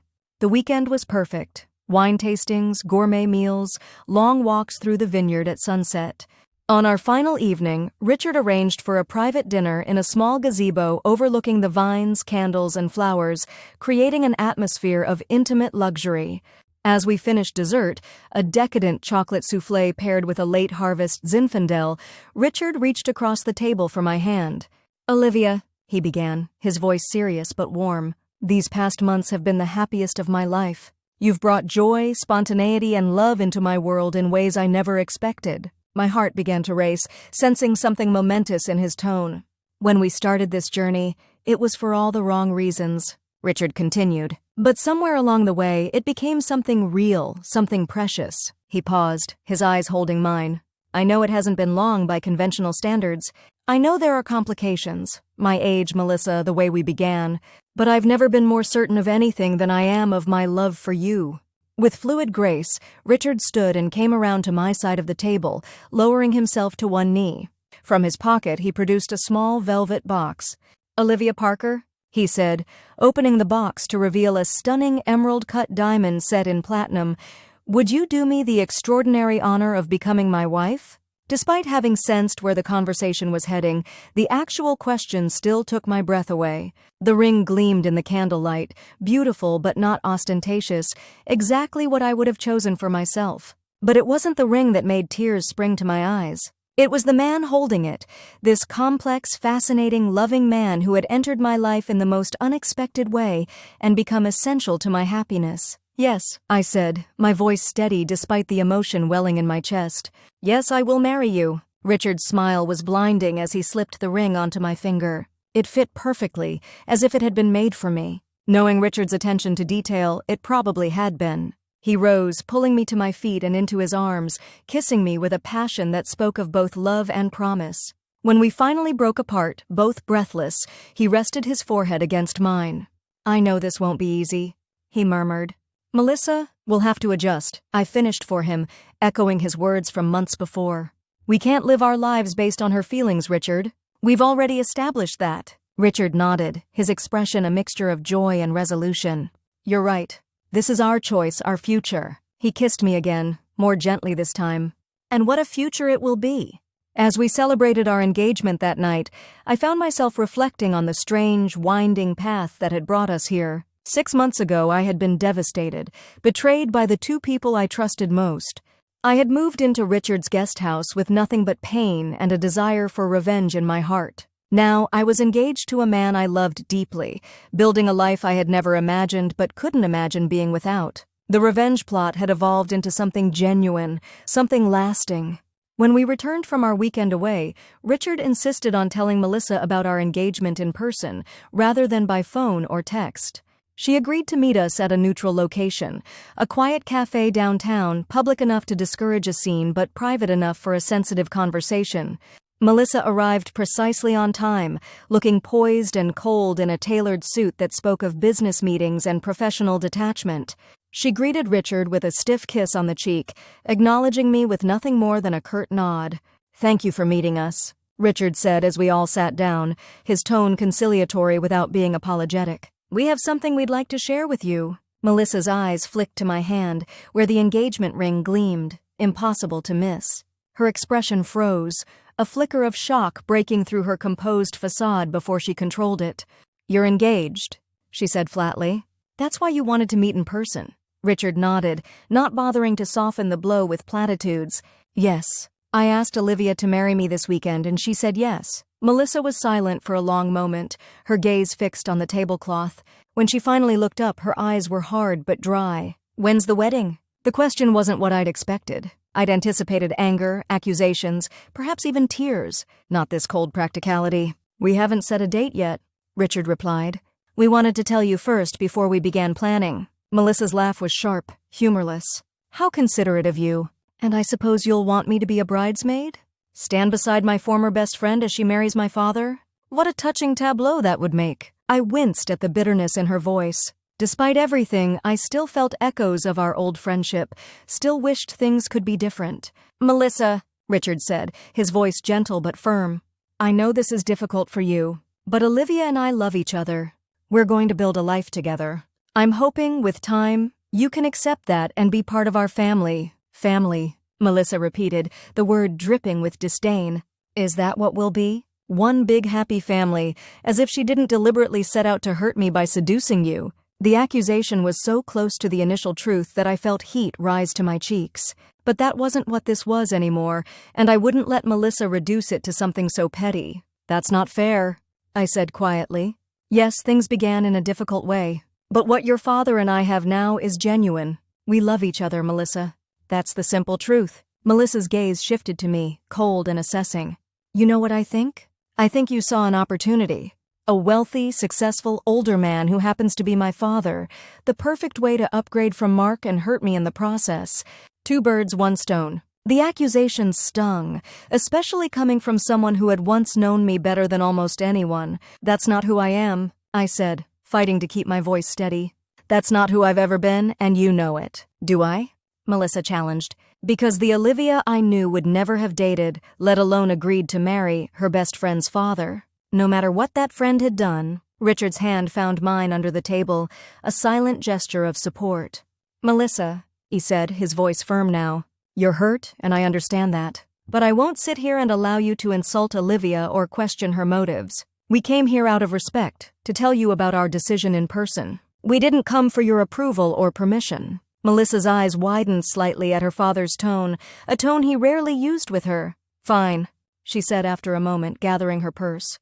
You've told me. Consider me informed. Congratulations on your engagement. Her voice was wooden, devoid of any genuine sentiment. If that's all, I have a meeting to get to. Melissa, please, I said, unable to let her leave like this.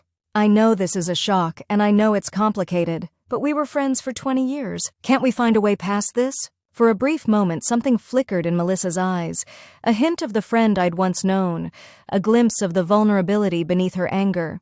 But it was gone as quickly as it appeared, replaced by the same cold detachment.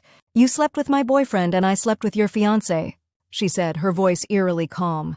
Let's call it even and go our separate ways. Before either Richard or I could respond, she stood and walked out of the cafe, her posture rigid, her stride purposeful. Richard sighed heavily, running a hand through his hair. That could have gone better? He observed dryly. I nodded, my heart heavy despite the beautiful ring on my finger. Do you think she'll ever come around? Richard considered the question seriously. I don't know, he admitted. Melissa has always been stubborn. Once she feels wronged, she holds on to that sense of grievance tightly. He squeezed my hand. But she's also capable of growth and change. Given time, she might surprise us. I wasn't as optimistic, but I appreciated Richard's refusal to give up on his daughter despite her behavior. It was one of the many things I loved about him, his commitment to family, his willingness to believe the best of people, even when they were at their worst. And if she doesn't? I asked, voicing the fear that had been nagging at me since we decided to get married. If she never accepts us? Can you live with that? With being estranged from your only child because of me? Richard's expression grew serious. Olivia, listen to me. If Melissa chooses to remain estranged, that will be her decision, not yours, not ours. I love my daughter, and I always will. But I refuse to be emotionally blackmailed into giving up the woman I love because Melissa can't accept my choices. He lifted my hand, pressing a kiss to my knuckles just above the engagement ring. You are my future, my choice, my love. Never doubt that. The conviction in his voice reassured me. Whatever happened with Melissa, whatever challenges we faced, Richard was committed to us, to me, and I was committed to him. We set a date for the wedding, 6 months from our engagement, giving us time to plan a small but elegant ceremony. Richard would have preferred something larger, befitting his social position, but I wanted intimate, meaningful. He deferred to my wishes without hesitation. As we planned our wedding, word of our engagement spread through our social circle with predictable results. There were raised eyebrows, whispered comments, speculation about my motives and Richard's judgment. But there was also genuine support from those who had seen us together and recognized the depth of our connection. Richard's law partners, after initial surprise, were largely congratulatory. My closest friends from work, once they got over the shock of me marrying someone 23 years my senior, seemed cautiously supportive. My parents, who had never met Richard before the engagement, were understandably concerned at first, but warmed to him after spending time with us together. He really does love you, my mother observed during a private moment after dinner at our home. The way he looks at you, it's how your father looks at me, even after 35 years. The observation brought tears to my eyes. I love him too, Mom. So much. It's not what I planned or expected, but it's real. My mother squeezed my hand. The best things in life rarely are what we expect, darling. They're usually better. With my parents' blessing, the last piece of external validation I'd been seeking fell into place. Whatever the rest of the world thought, the people who mattered most to me, excluding Melissa, still maintaining her frosty distance, supported our union. As our wedding day approached, I found myself thinking increasingly about Mark and Melissa, not with the pain or anger that had once consumed me, but with a kind of detached curiosity. Were they still together? Were they happy? Had their relationship, built on betrayal and deception, managed to evolve into something genuine? I got my answer 3 weeks before the wedding. I was at a boutique downtown, having the final fitting for my wedding dress, a simple but elegant sheath in ivory silk, when I literally bumped into Mark coming out of a jewelry store. "Olivia," he said, clearly startled to see me. "Hi." "Mark," I replied, equally surprised. "Hello." We stood awkwardly on the sidewalk, the situation surreal in its normalcy. Here was the man I had once planned to marry, the man whose betrayal had set in motion the events that led to my current happiness, and we were exchanging bland greetings like casual acquaintances. "How are you?" he asked finally, his expression a mixture of discomfort and genuine curiosity. "I'm good," I said, and meant it. "Really good, actually. You?" Mark nodded, shifting his weight from one foot to the other. "Yeah, I'm okay. Working a lot. You know how it is." The small talk felt absurd given our history, but I found I had no desire to delve into anything deeper. This man, who had once been the center of my world, now felt like a character from a book I'd read long ago, familiar but distant. "I heard about your engagement," Mark said abruptly. "To Richard Chen. Congratulations." The sentiment seemed genuine, which surprised me. "Thank you," I replied. "That's kind of you to say," Mark shrugged, looking down at the sidewalk. "I'm glad you're happy, Liv. You deserve to be happy." The simple statement, coming from the person who had caused me so much pain, was unexpectedly moving. "So do you, Mark," I found myself saying. "Are you happy, I mean? Are you and Melissa still—" Mark's expression shifted, something like resignation crossing his features. "No, we're not together anymore. Haven't been for a couple of months now." The news surprised me, though perhaps it shouldn't have. "I'm sorry to hear that," I said, and was even more surprised to realize I meant it. Mark gave a humorless laugh. "Are you? Really?" I considered the question seriously. "Yes, actually. I know it doesn't make sense, given everything, but I don't wish either of you unhappiness. Not anymore." Mark studied me, a hint of wonder in his expression. "You've changed," he observed. "In a good way? You seem settled, confident." The assessment was perceptive. I had changed, grown in ways I hadn't fully recognized until this moment. "Love will do that," I said simply. Mark nodded, a flash of something like regret crossing his face. "Anyway, I should let you go. I just wanted to say congratulations. And ... I'm sorry. For everything. I know it doesn't change anything, but I am truly sorry for the pain I caused you." The apology, offered without expectation or request for forgiveness, felt like the closing of a circle. "Thank you for saying that," I said quietly. "It means something to hear it." We parted ways with awkward nods, neither quite knowing how to end such a strange encounter. As I watched Mark walk away, I felt a sense of closure I hadn't realized I still needed.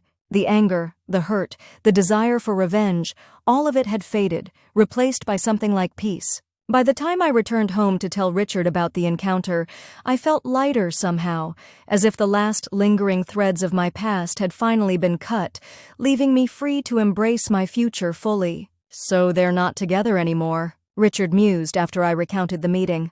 "I'm not entirely surprised. Relationships that begin in deception rarely end well." The observation gave me pause. "Ours did," I pointed out. "Begin in deception, I mean. And we're about to be married." Richard smiled, drawing me into his arms. "Ah, but the deception was never between us," he clarified. "We were always honest with each other, even when we were planning to deceive others. That's the difference." The distinction felt important, validating what I'd come to believe, that despite our unconventional beginning, what Richard and I had built together was genuine, solid, real. Our wedding day dawned clear and mild, perfect weather for the outdoor ceremony we'd planned in Richard's expansive gardens. As I prepared in what had become our bedroom, my mother helping me with the final touches of my outfit, I felt none of the nervousness I'd expected, only certainty, peace, and a deep, abiding joy. My dress was simple but elegant, my hair swept up in a loose updo, my makeup minimal. Around my neck hung the diamond pendant Richard had given me for the law firm gala so many months ago, my something old, a reminder of where our journey had begun. Richard had honored my wish for a small, intimate ceremony. Only 60 guests were invited, my parents and close relatives, Richard's extended family, our closest friends, his law partners and their spouses. Notably absent was Melissa, who had declined the invitation with a terse note. "I wish you both well, but I cannot attend. Please respect my decision." Though Richard had been hurt by her refusal, he had accepted it with characteristic grace. "She needs more time," he'd said simply. "We'll give her that." As the music began, signaling it was time, my father appeared in the doorway of the bedroom, his eyes misty as he took in my appearance. "You look beautiful, sweetheart," he said, offering his arm. "Ready?" I nodded, a sense of absolute certainty settling over me. "More than ready." The walk through the house and out to the garden where our guests awaited seemed to happen in slow motion, each step bringing me closer to the future I had chosen. And then I saw him. Richard, standing beneath an arch of white roses, looking devastatingly handsome in his tailored suit. When our eyes met, everything else faded away. The guests, the music, the garden. There was only Richard, his expression a mixture of awe and devotion that took my breath away. The ceremony itself passed in a blur of emotion. We had written our own vows, simple but heartfelt promises to love, respect, and cherish each other through whatever life brought our way.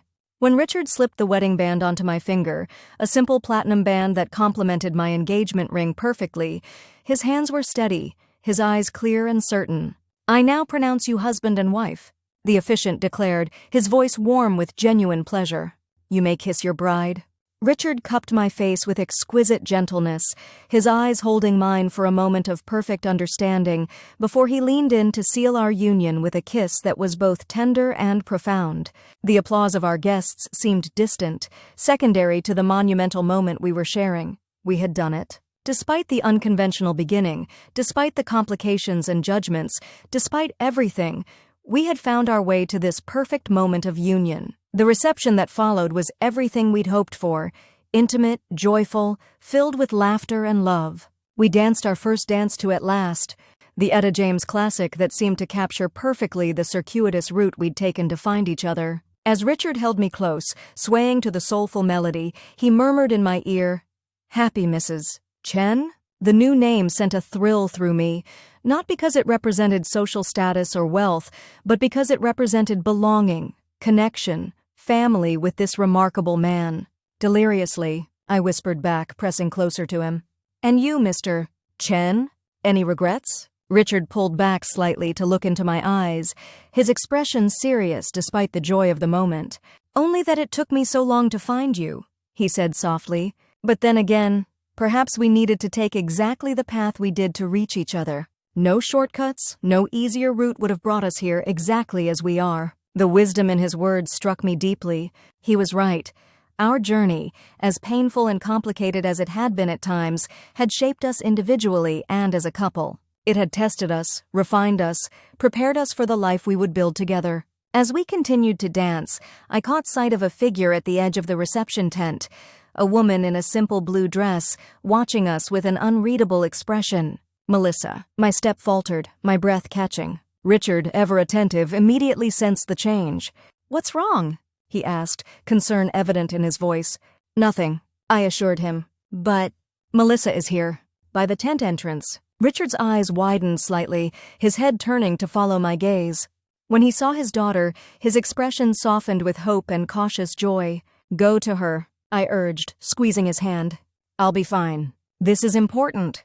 Richard pressed a quick kiss to my forehead before making his way through the dancing couples toward Melissa. I watched as they faced each other, their expressions too distant for me to read clearly, but their body language speaking volumes. Richard open, welcoming, Melissa stiff but not hostile. After a brief exchange, Richard put his arms around his daughter, enfolding her in an embrace that spoke of forgiveness and unconditional love. Melissa remained rigid for a moment before I saw her shoulders collapse slightly, her arms coming up to return her father's hug. It wasn't a complete reconciliation. I could tell from the tentative way they interacted afterward, the careful distance Melissa maintained. But it was a beginning, a small crack in the wall of anger and hurt she had built. When Richard brought her over to me, her expression was guarded but not openly hostile. "Congratulations," she said stiffly. It was a beautiful ceremony, thank you, I replied, genuinely touched by her effort. It means a lot that you came. Melissa nodded, her eyes flicking between her father and me. I can't pretend I'm happy about this, she said finally, but he's my father and he loves you. So I'm trying to accept that. It wasn't an olive branch exactly, but it wasn't a declaration of eternal enmity either. It was a tentative step towards something like peace, if not friendship. That's all we can ask, Richard said gently, his hand finding mine in a gesture of solidarity. Thank you for coming, Melissa. For being here on our day. Melissa stayed for only half an hour, leaving before the cake cutting with a brief goodbye and a promise to call her father the following week. But her appearance, however brief, felt significant, a sign that perhaps, with time and patience, some form of family harmony might be possible. As the reception continued into the evening, I found myself overwhelmed with gratitude for the strange, winding path that had brought me here. 6 months ago, devastated by betrayal, I had moved into Richard's guest house with revenge in my heart. I had seen him as nothing more than a means to an end, a way to hurt Melissa as she had hurt me. Now I stood beside him as his wife, bound to him by genuine love, mutual respect, and a commitment that went far beyond our initial arrangement. The revenge plot had evolved into something real, something lasting, something neither of us had anticipated, but both now cherished above all else. Later that night, as Richard and I prepared to leave for our honeymoon, 2 weeks in Italy with plenty of gelato as promised, he took my hands in his expression suddenly serious. There's something I've been meaning to tell you, he said, his eyes holding mine. Something I've never properly thanked you for. What's that? I asked, curious. Richard smiled, the expression transforming his handsome features with warmth and genuine emotion. For coming into my life, even if it was initially for all the wrong reasons. For seeing me not just as Melissa's father or a means to revenge, but as a man. For loving me despite everything. The simple gratitude, offered with such sincerity, brought tears to my eyes. I should be thanking you, I whispered, for taking a chance on me. For seeing past my anger and hurt to the person beneath. For loving me even when I was at my worst. Richard leaned forward, pressing his forehead against mine in a gesture of intimate connection. I suppose we saved each other in a way, he murmured. Found each other in the midst of pain and betrayal, and built something beautiful from the ruins. It was true. From the ashes of betrayal, we had forged something strong, genuine, lasting. Not just a marriage, but a partnership built on mutual respect, shared values, and genuine love. As we left for our honeymoon, rice and rose petals showering us as we ran to the waiting car, I caught one last glimpse of our guests waving goodbye. In that moment, I felt a profound sense of rightness, of coming home to myself and to the life I was meant to lead. My best friend had stolen my fiancé. And in a twist none of us could have predicted, I had married her dad and become her stepmom. But somewhere along the way, revenge had ceased to be the point. What had begun as a calculated plot had evolved into the greatest love story of my life. Life, it seemed, had a strange sense of justice, and an even stranger sense of humor. But as I settled into the car beside my husband, his hand finding mine with the easy familiarity of genuine connection, I couldn't help but feel that everything had worked out exactly as it was meant to. Not according to my plan, but according to a better one. Not the future I had once envisioned with Mark, but a richer, deeper, more authentic life with Richard. My best friend had stolen my fiancé, and I had found my soulmate. Sometimes revenge really is a dish best served with wedding cake.